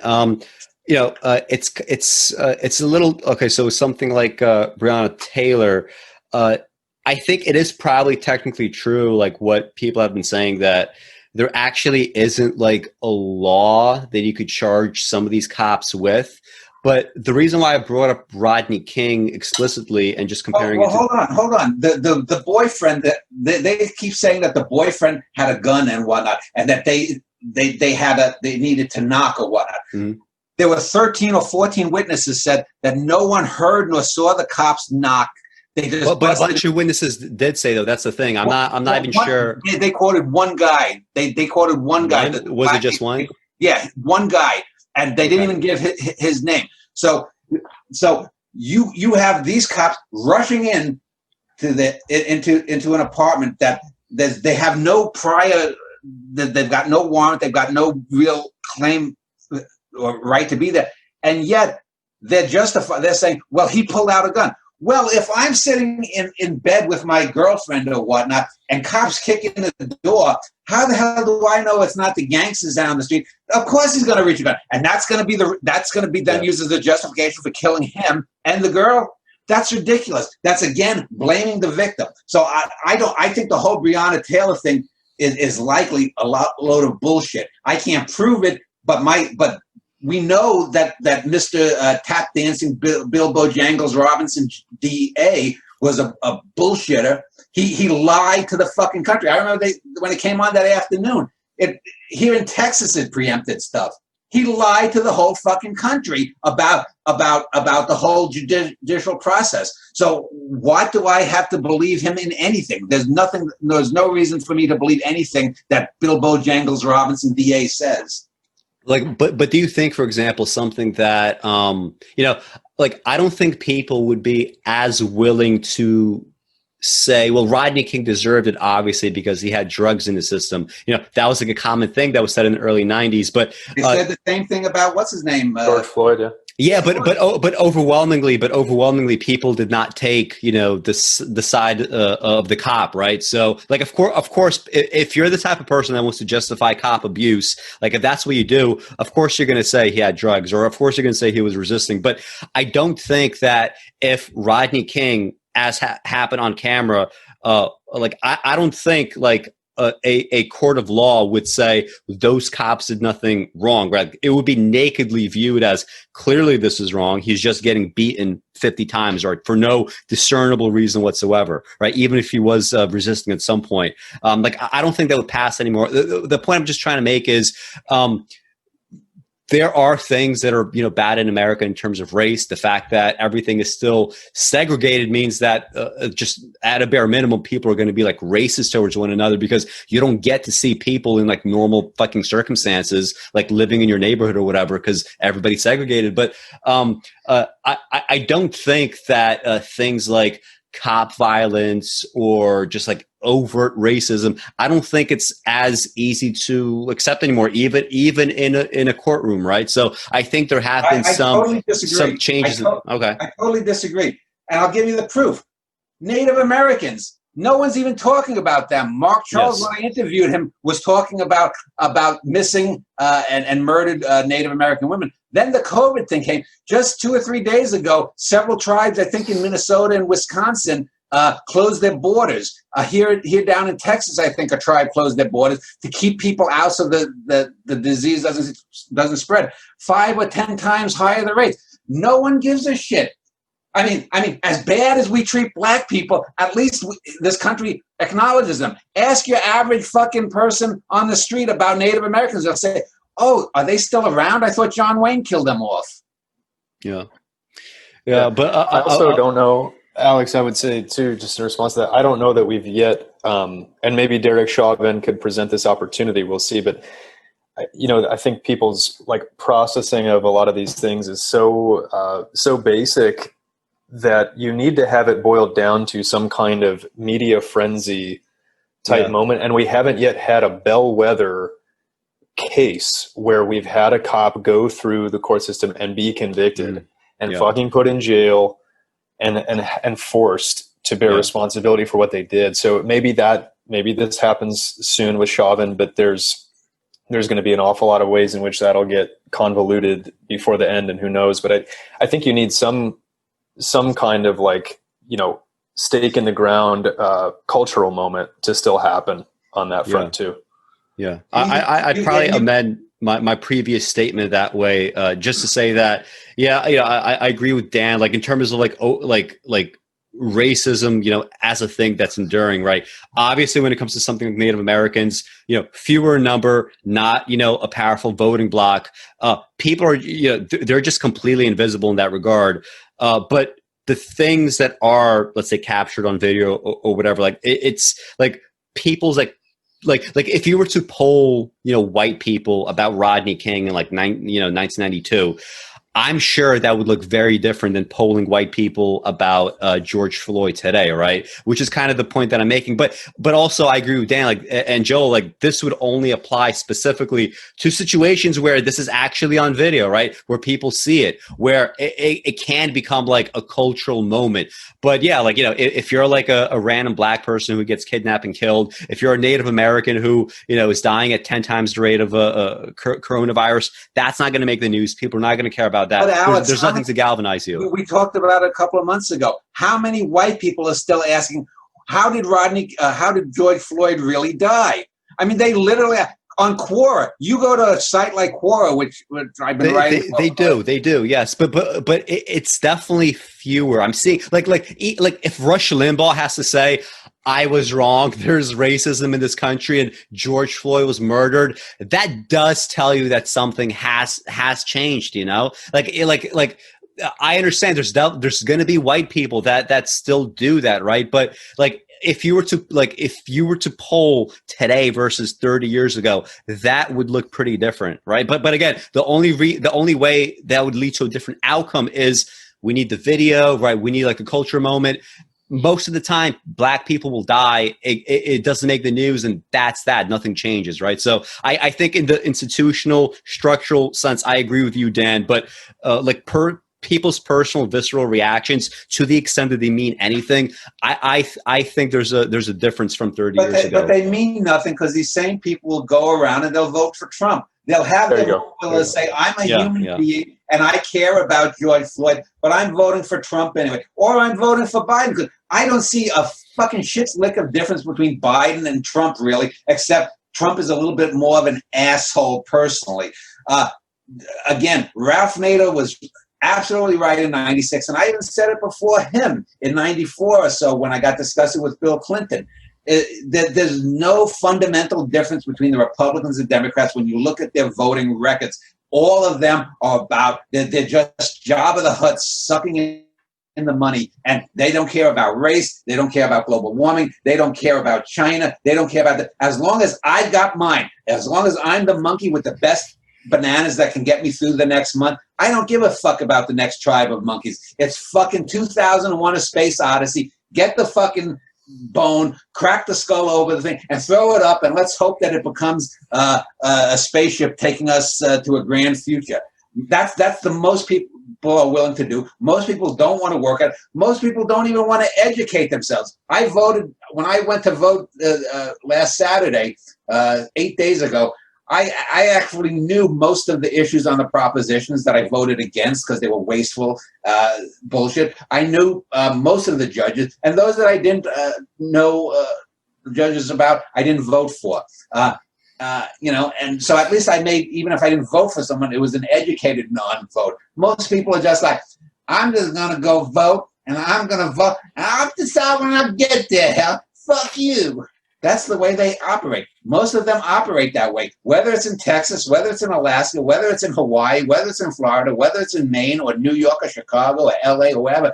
This is the way most people, it's something that people do because they're either guilted into or they feel I'm not going to vote because, I don't want to do it. I don't. We're going to bumble along until the very last. It'll probably be 2040 or so before people start getting serious about global warming. And then we're going to have to spend. It's just like, have you ever seen a proposition on the ballot that, well, we want to spend $1 million to build a road from point A to point Z. It'll be a 2-lane road. That will cost $1 million. But it could be 4 lanes, 2 lanes either way. It would only be $1.5 million. Well, I'm not spending that extra $500,000. 3 years later, we need to expand the road to 2 lanes. Now it'll cost $3 million. Well, I'll vote for that. So we're spending $4 million for the same road we could have gotten for $1.5 million. This is the way people think. Yeah. They don't have long-term priorities. This is the way corporations act. Just what's the next quarter? What am I going to get? In the jobs that I work in at the supermarkets, it's the reason that most corporations are so fucked up is that buyers and the people who are the actual engines within the corporation are about themselves. This is why capitalism doesn't work. It doesn't work because it's a rapacious, terrible system that demeans human beings, although it does so because it rewards stupidity. It doesn't reward good stuff. Because if it did reward stupidity, we'd have electric cars for the last 80 years, and we'd still have problems with global warming, but they wouldn't be as bad. Yeah. Yeah. This is also one interesting piece I was reading recently is on Piero Scaruffi's website, and he writes quite a few little articles from time to time about political things, and he put out a really long piece on China and like their operational mode and system, and obviously like all of America writes off China for just being a communist nation and dismisses it out of hand because of the term and what have you, but and of course like China's plenty corrupt and they've got they've got plenty of other, shit going on. But one point that he made that I thought was interesting was like in the US, you have all this political squabbling between two sides of the same coin with the Dems and Republicans on the political system.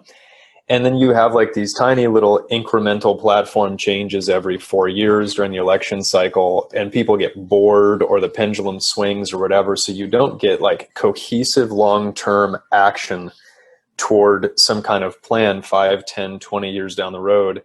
And he talked about how like it or not, President Xi and China and the communist regime there is very good at this. Like they are because they have the monopoly on power, they have this ability to extrapolate out. Most of their governmental programs are focused on 2025, 2030, 2045. Yeah. And they will actually be able to put them in place. Now, what they rape and pillage and destroy along the way, who knows? But at the same time, they are also pretty good at recognizing important game-changing technologies or improvements. Like China's had the most, they are the biggest electric vehicle market in the world, of course, just by population, but they've had the most EVs for the past decade, probably, in terms of adoption. And they're okay to not be the capitalist first mover on some of this stuff that they're like happy to let American capitalism invent. Yeah. And then they'll go try to pawn it basically to their teams of engineers or whatever, and run with it and try to improve it and fine tune it, and then put some kind of long-term action around it. So I just thought that was interesting because I hadn't done any kind of really deep dive into like what a modern day communist regime looks like that's like running pretty well and smoothly and functionally. And there's elements to it that are, say what you want, but they're an improvement on America's just rampant corporatocracy and capitalism. Because the Chinese have been smart. They've gotten rid of the electorate. It doesn't matter what the people think. And True. The real problem in America is that the electorate is stupid. They have been dumbed down. We can talk about the dumbing down in arts, the dumbing down, the Oprah Winfrey effect, whatever you want to call it. Most people just care about themselves. They don't care about other things. I don't like it. I don't like living in a country where someone with brown skin and a penis is going to be shot just because they have brown skin and a penis. And I may not have to worry about that because while I have a penis, I don't have brown skin. I don't like it that kids are being put in cages and torn from their families just because they were born outside some hypothetical thing called a national boundary. I don't like it, and I can go on. I don't like the way corporations run. I don't like this, that, or the other thing. I don't like. There's a lot, but I'm willing to vote against my own personal interest if it's in the greater good Correct. Of society. Yeah. Most people are not wanting to do that. And we can talk all you want about Biden, all you want about Trump, the Democrats, the Republicans, but the real problem is the electorate. The real problem is there's something wrong in humans. These people have had 244 years of basically being granted certain privileges, and I'm talking mostly about white people, but it's other divisions too. But since white people and rich whites control most of it, they don't give a damn, and they are not power. The old saying is power is never given up. It is never just voluntarily given up, with the exception of maybe Washington stepping aside from presidency. But that's one man. We're talking about whole classes. It's always got to be taken. This is why you had the French Revolution. And at some level, probably 30 or 40 years down the line, when hundreds of millions of people have died unnecessarily from global warming and other pandemics that come along, there's going to be a lot of violence, and it's probably going to be within countries. There's probably not going to be major wars between countries, but it's going to become in every country. You're going to get countries acting like Sudan was when it split into Sudan and South Sudan. People, they're going to fracture some more until something comes along, and I don't know what it is, but the problem is with the people. The people have set up this system. The people have noddingly voted for lesser of two evils. So I don't want to let the electorate off. It's not just the Republicans and Democrats. It's the electorate that's the problem. Yeah, I agree. And real quick, that does remind me of a couple classic H.L. Mencken quotes. about the electorate, which, I'll read a couple of them here. So one, democracy is the theory that the common people know what they want and deserve to get it, good and hard. And then, also, democracy is a pathetic belief in the collective wisdom of individual ignorance. Well, that's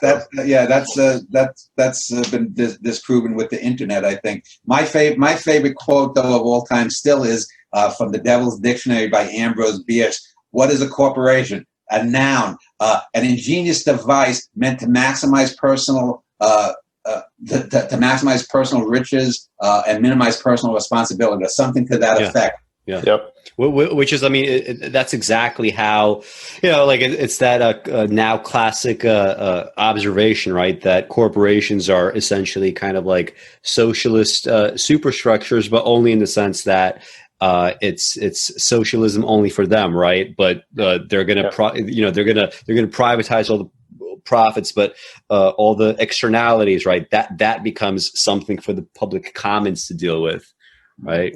Well, which has been, especially frustrating in the midst of COVID, right? Where, you get yet another massive stimulus bill, but it flows to the top. And like, I mean, people know this and they see it, but it's just, I don't know. You have like these insane actions that go on for a long time where corporations are allowed to do shit like just buy back their own stock, like ad nauseum. Instead of, and which of course flows to the C-suite, right? It's like all these execs that are sitting there comped based on stock options and the appreciation of the price. So they just buy back the stock with all of the cash flow that they have instead of innovating, instead of doing anything interesting. And like Chamath Palihapitiya, he's a venture capitalist here in Silicon Valley, and I'm sure has his own set of stuff I would disagree with, but he had some good comments. Like he went on CNBC and called out like all the fucking hedge funds that have been like over leveraged and got wiped when the market crashed in February and March. And he's like, so fuck, like these people are done. Like they don't get to summer in the Hamptons. Who cares? It's over. If you're the CEO of Boeing and you've just been buying back your own stock for the past decade, and then your company fails because of an exogenous event that you couldn't control, and you didn't have any cash saved up, you had no protections for your employees, so you're furloughing them en masse, but then you get some kind of continued run up in your comp or a severance package if it's determined that you've done poorly enough or whatever.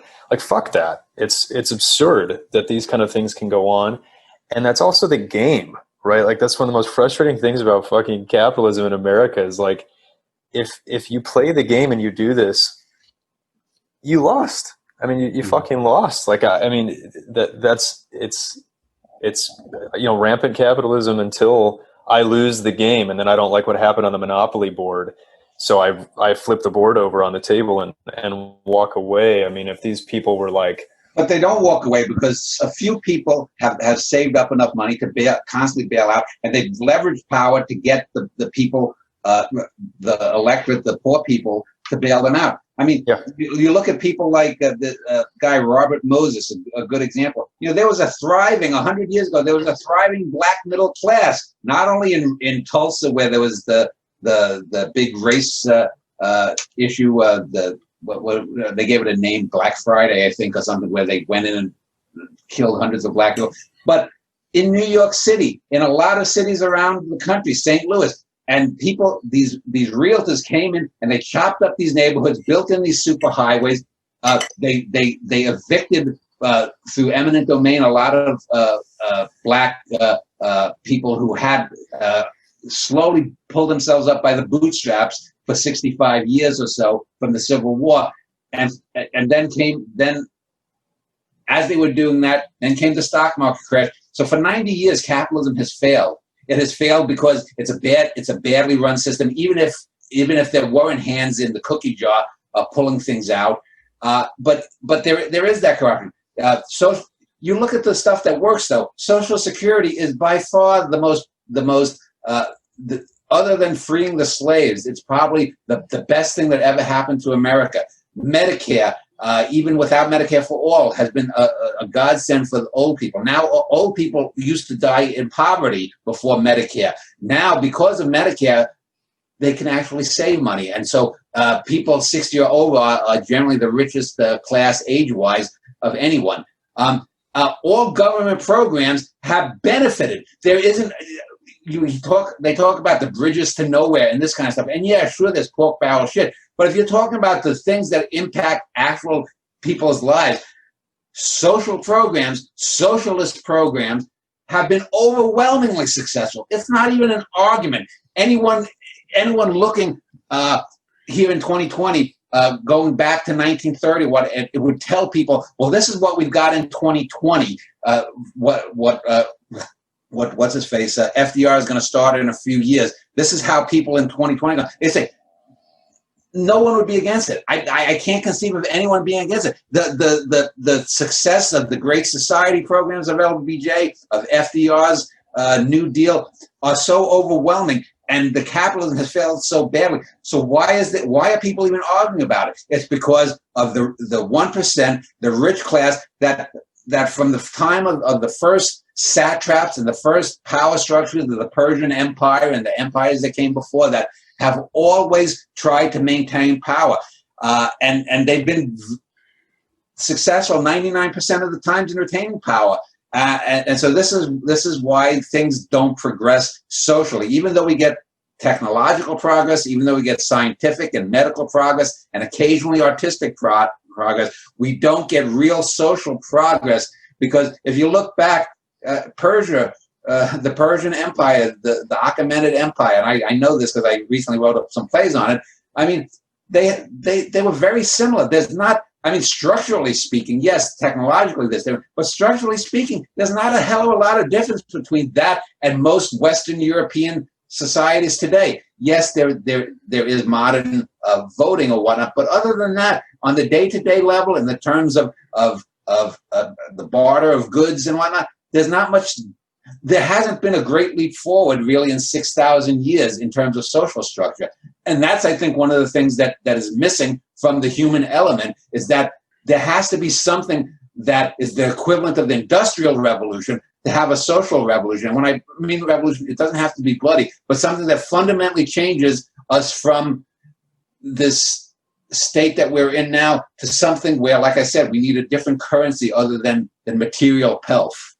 It's interesting to see how, like, all the kind of conservative reactions and overreactions, even like among liberals to stuff like Marxism. I mean, like, the basic Marxist critique has never been outdone in terms of like providing the most logical lens through which to view like human interactions, like on a macro scale. You know what I mean? Like that has never been superseded, and that has never also been actually applied to society, right? In in a way that makes sense, right? I'm not talking about like some vanguard revolution that inevitably will always end in the same way, but like when we think about like future arrangements, it's very clear that you're going to need to include a huge portion of the Marxist critique, even if it's something as simple as like changing the law so that people can't get, politicians can't get big money donations. Like that's a Marxist critique. What does the Marxist critique say?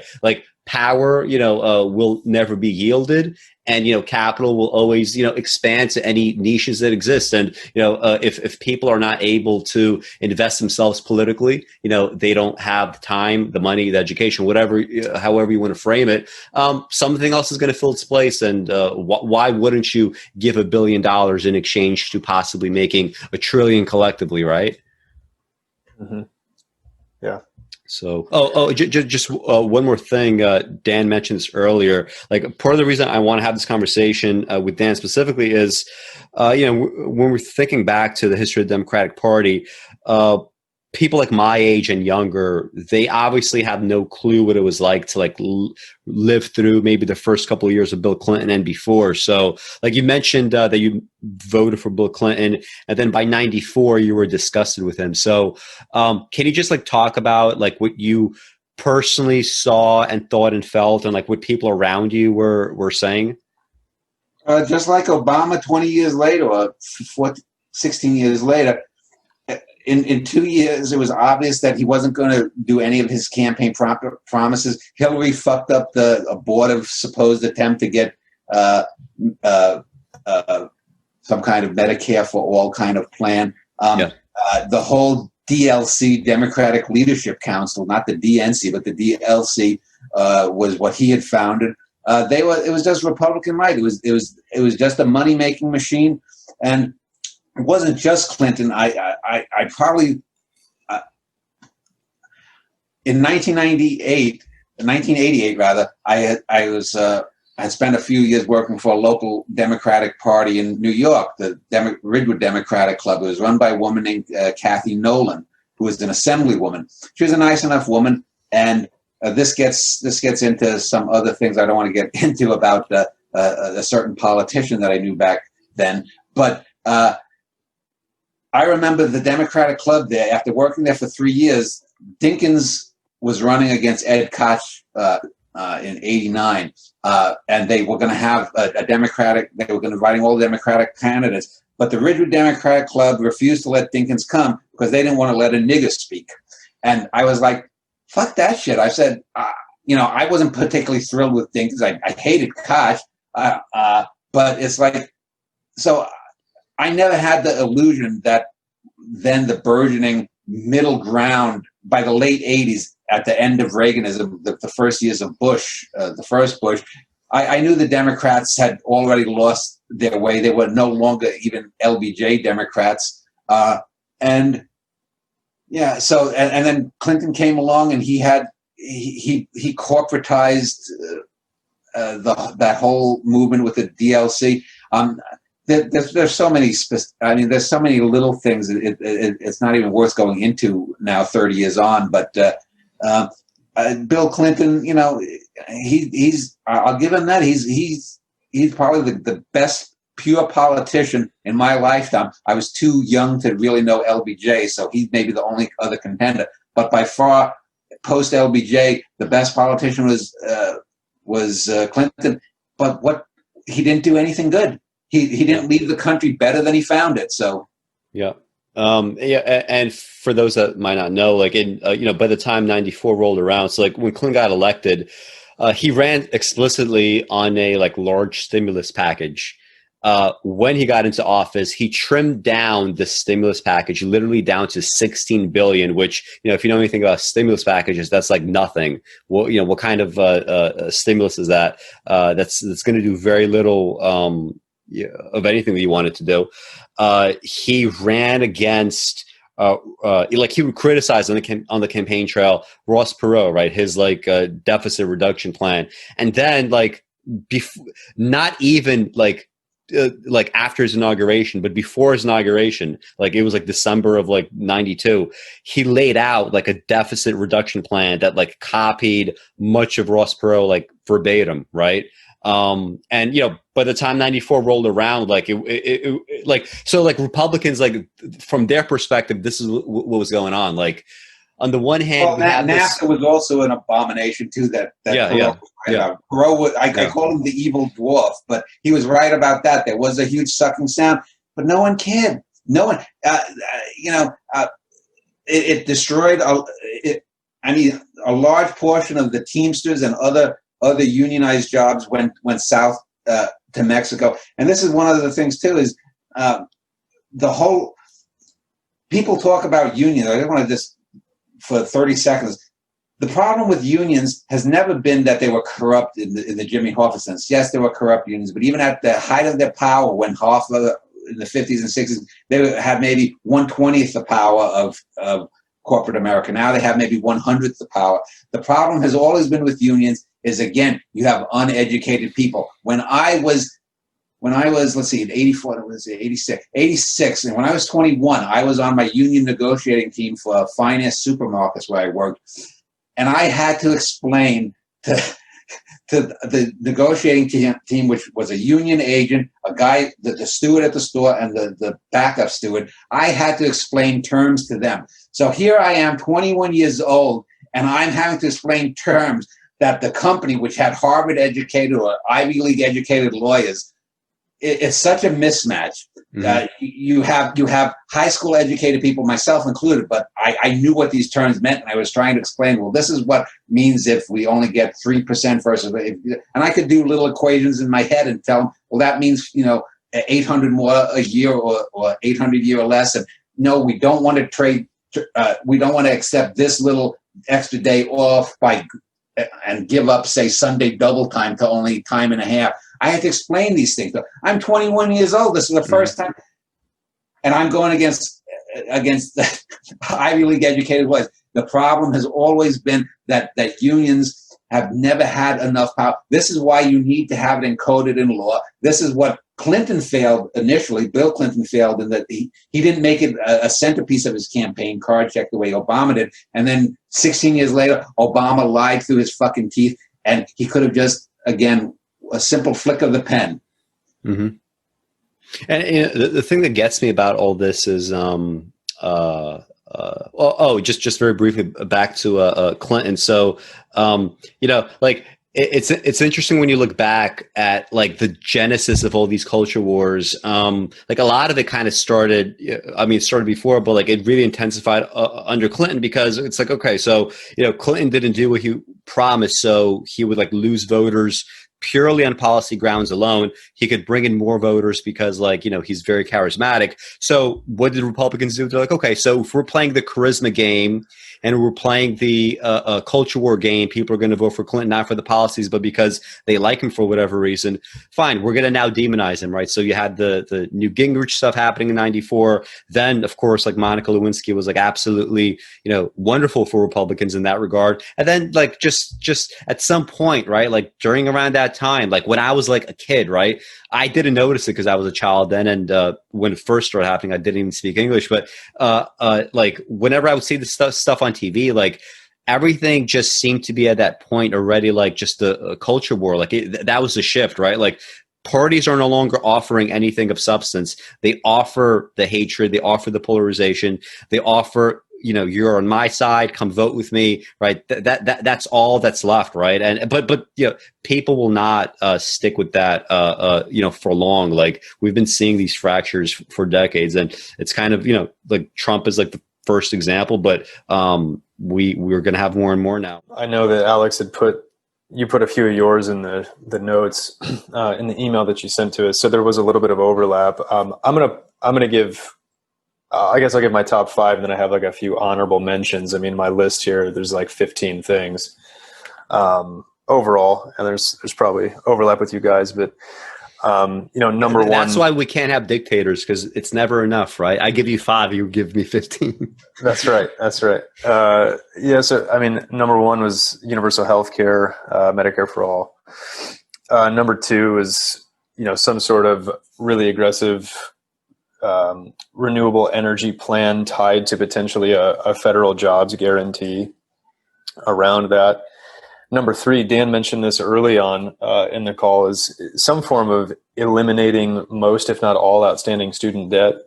Mm-hmm. And then, making 4-year degree programs or vocational education. I mean, whatever somebody wants to pursue, but find a way to essentially make that free. Alex, I think you might have had, maybe you'll talk about like a more specific way with the tax base to that you potentially do that. But like even just talking about the stimulus package like we were earlier, I just looked up the number before our call about like what's the total amount of student debt in the USA right now, and it's about 900 billion, somewhere around there. So we just passed a $2.2 trillion stimulus package for coronavirus, and people always talk about how there's no money to do these kind of things, and all of a sudden we can come up with $2.2 trillion to give to corporations in the midst of COVID. So, certainly we could do something like that if we wanted to. So that's number 3.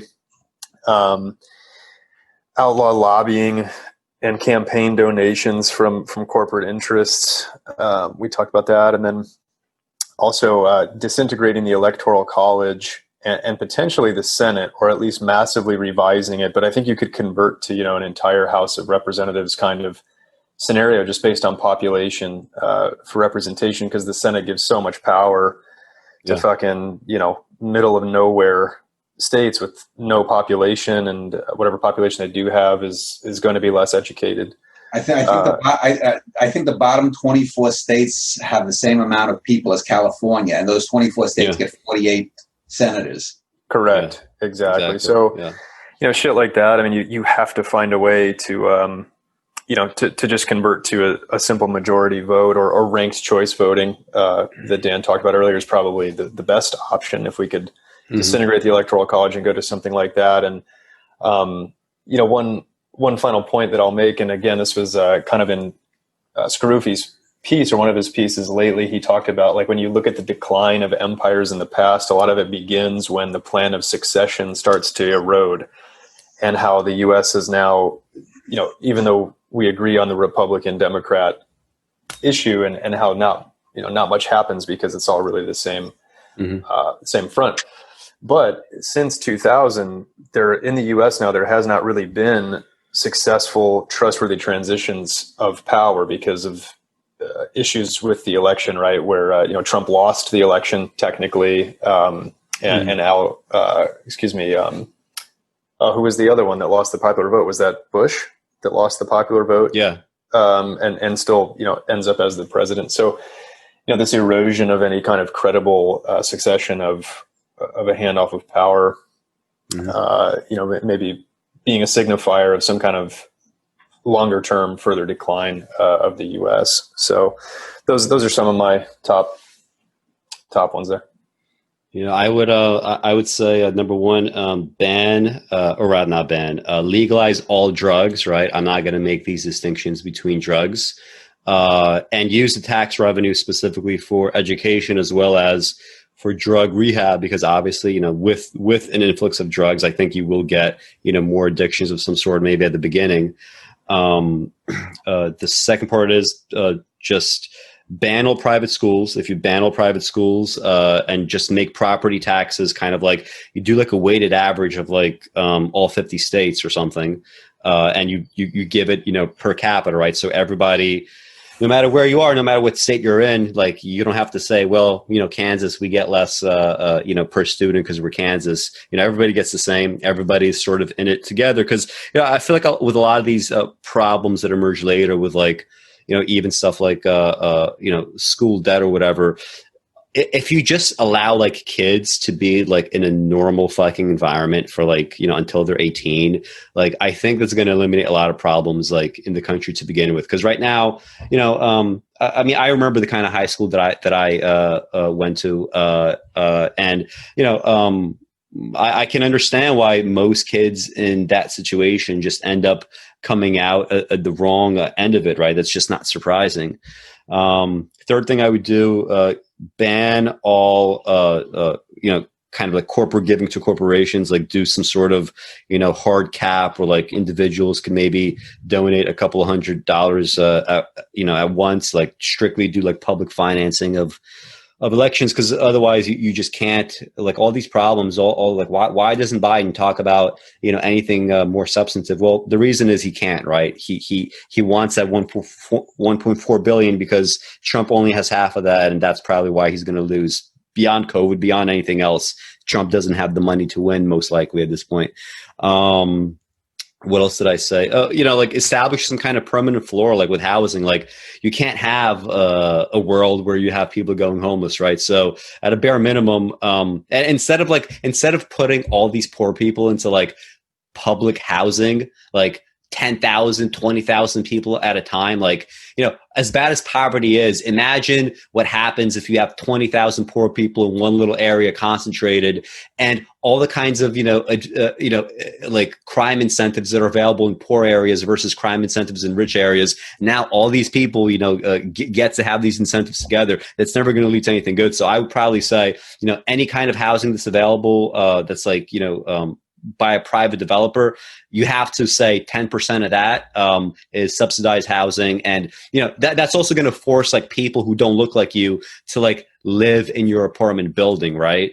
They could be stinky. They could be uneducated. They could speak a different language. Right. But the fact is you're going to have now actual positive interactions as opposed to like, the only black people I see are they live in that neighborhood there, and it's all projects and it's all bad. So in my mind, I'm always going to associate it with like, one type of person, right? So like people talk about racism as like an evil, but it is an evil, but more generically, it's like a bunch of people who grow up only with people that look like them, and they can't conceptualize like what it means to have positive, fruitful interactions with anybody else. So it's not surprising that they get to these like corporations, they get to these jobs, and all of a sudden, they're being forced to like anti-racist training where they're being like, flagellated about their white guilt because they know this is all that they could offer, right? They can't solve the problems of racism. So they're going to flagellate themselves,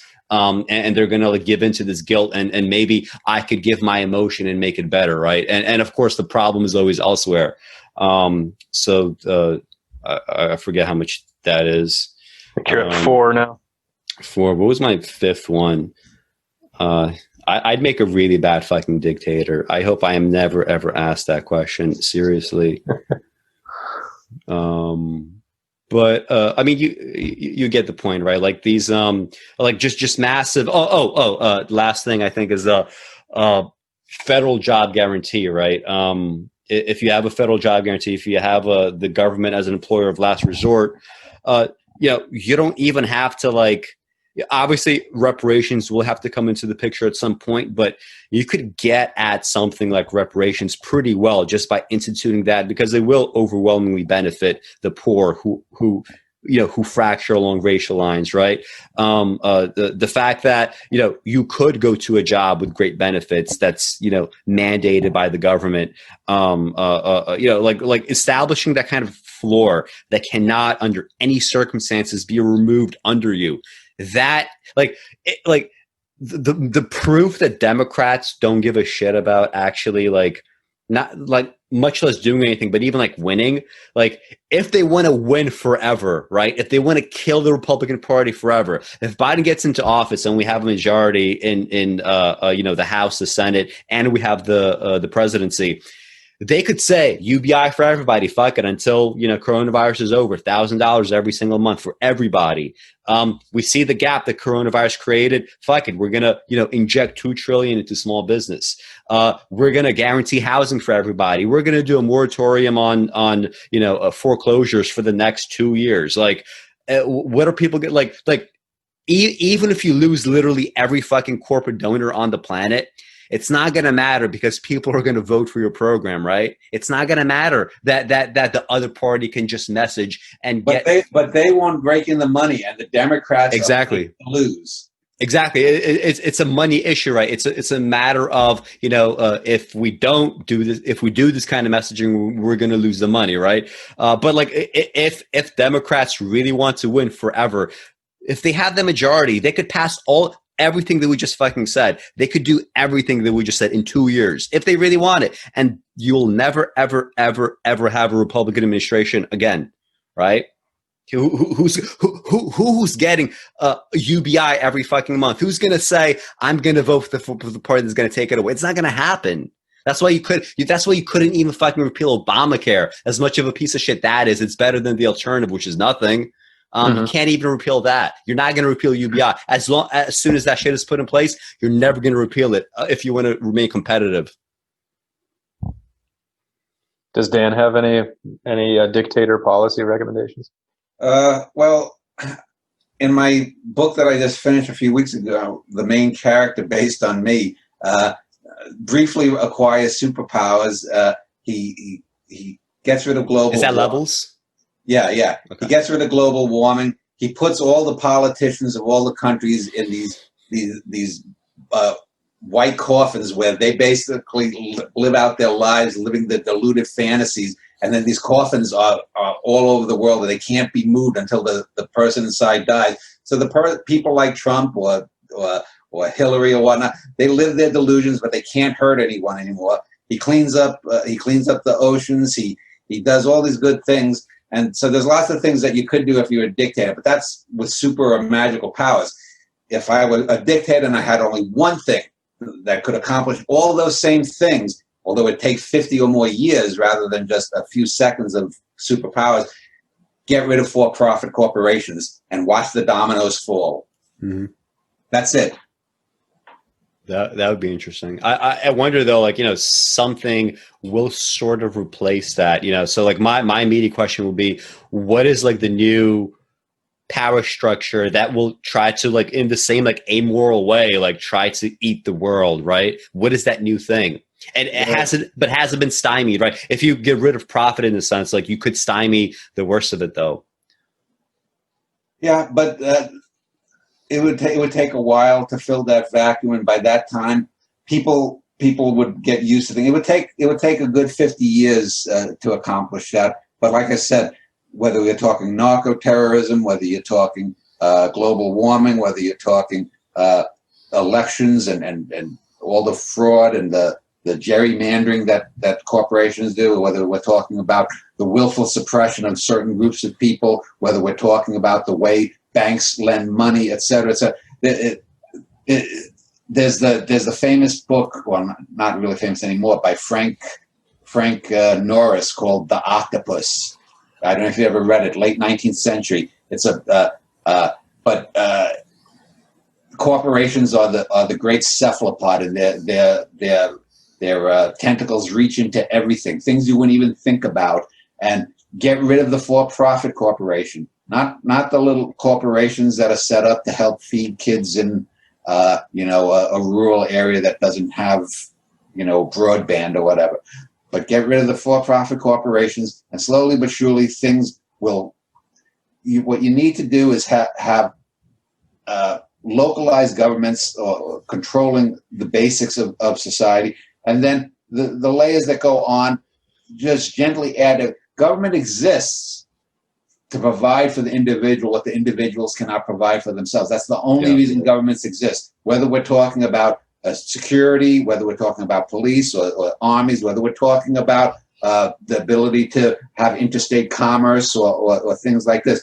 That's the only reason government exists. And if government is not providing things for its citizenry, it doesn't need to exist. That's the only reason government is supposed to exist for. Yeah, that is so. Do you guys want to end it here? Which is why, by the way, anyone who says that the government which governs least governs best misses the whole point of government. Exactly. Like, the whole like limited government ideology. It's like it's mixing up so many fundamental issues in terms of like, what exactly do you want a government to do? Like, have you even like thought about that before you even get into fucking like, I want limited government bandwagon? Like, what exactly do you think a government is? What do you want it to do? And, when you question people like that, they don't really have an answer, or the answer is just so flimsy and just so pointless, right? That, you have this thing called government that is so powerful and so able to leverage so many resources that nothing else on the planet can. And you're saying, I'd rather not leverage that. It's just silly, and wasteful. Terms like the public commons or the common weal. Again, ask your average voter, what does common weal mean? What do does public commons mean? They won't have a clue. They are I guess you would call it politically illiterate. Mm-hmm. Yeah. That's all I got. Yeah. I think good enough for me. Yeah, I mean, 2 to 6, 2 shows, not so bad. Right. So everybody, thanks for watching. I don't like to say like and subscribe, but I think I have to, right? Like and subscribe.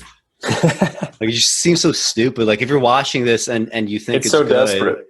But that's the thing. Like, but that goes back to what we were saying. Like, the reason why it's always recommended to say, oh, hit like, hit subscribe, share this, is that will remind people, oh yeah, I do actually like this thing. Oh yeah, I do actually want to share it. I do want to propagate it. Otherwise, like, people forget. These are the people that are going to go voting, right? Hey, Joel, just so you know, I sent you a manuscript with a story called Calling the Laureate when I worked 15 years ago, almost 15 years ago, at a company selling these books that were pre-Facebook ways to contact. I actually spoke on the phone with Louise Gluck, What a bitch. Oh, really? Yeah. She's the actual person in the story calling Gloria, if you read it. Okay. I'll take a look. All right.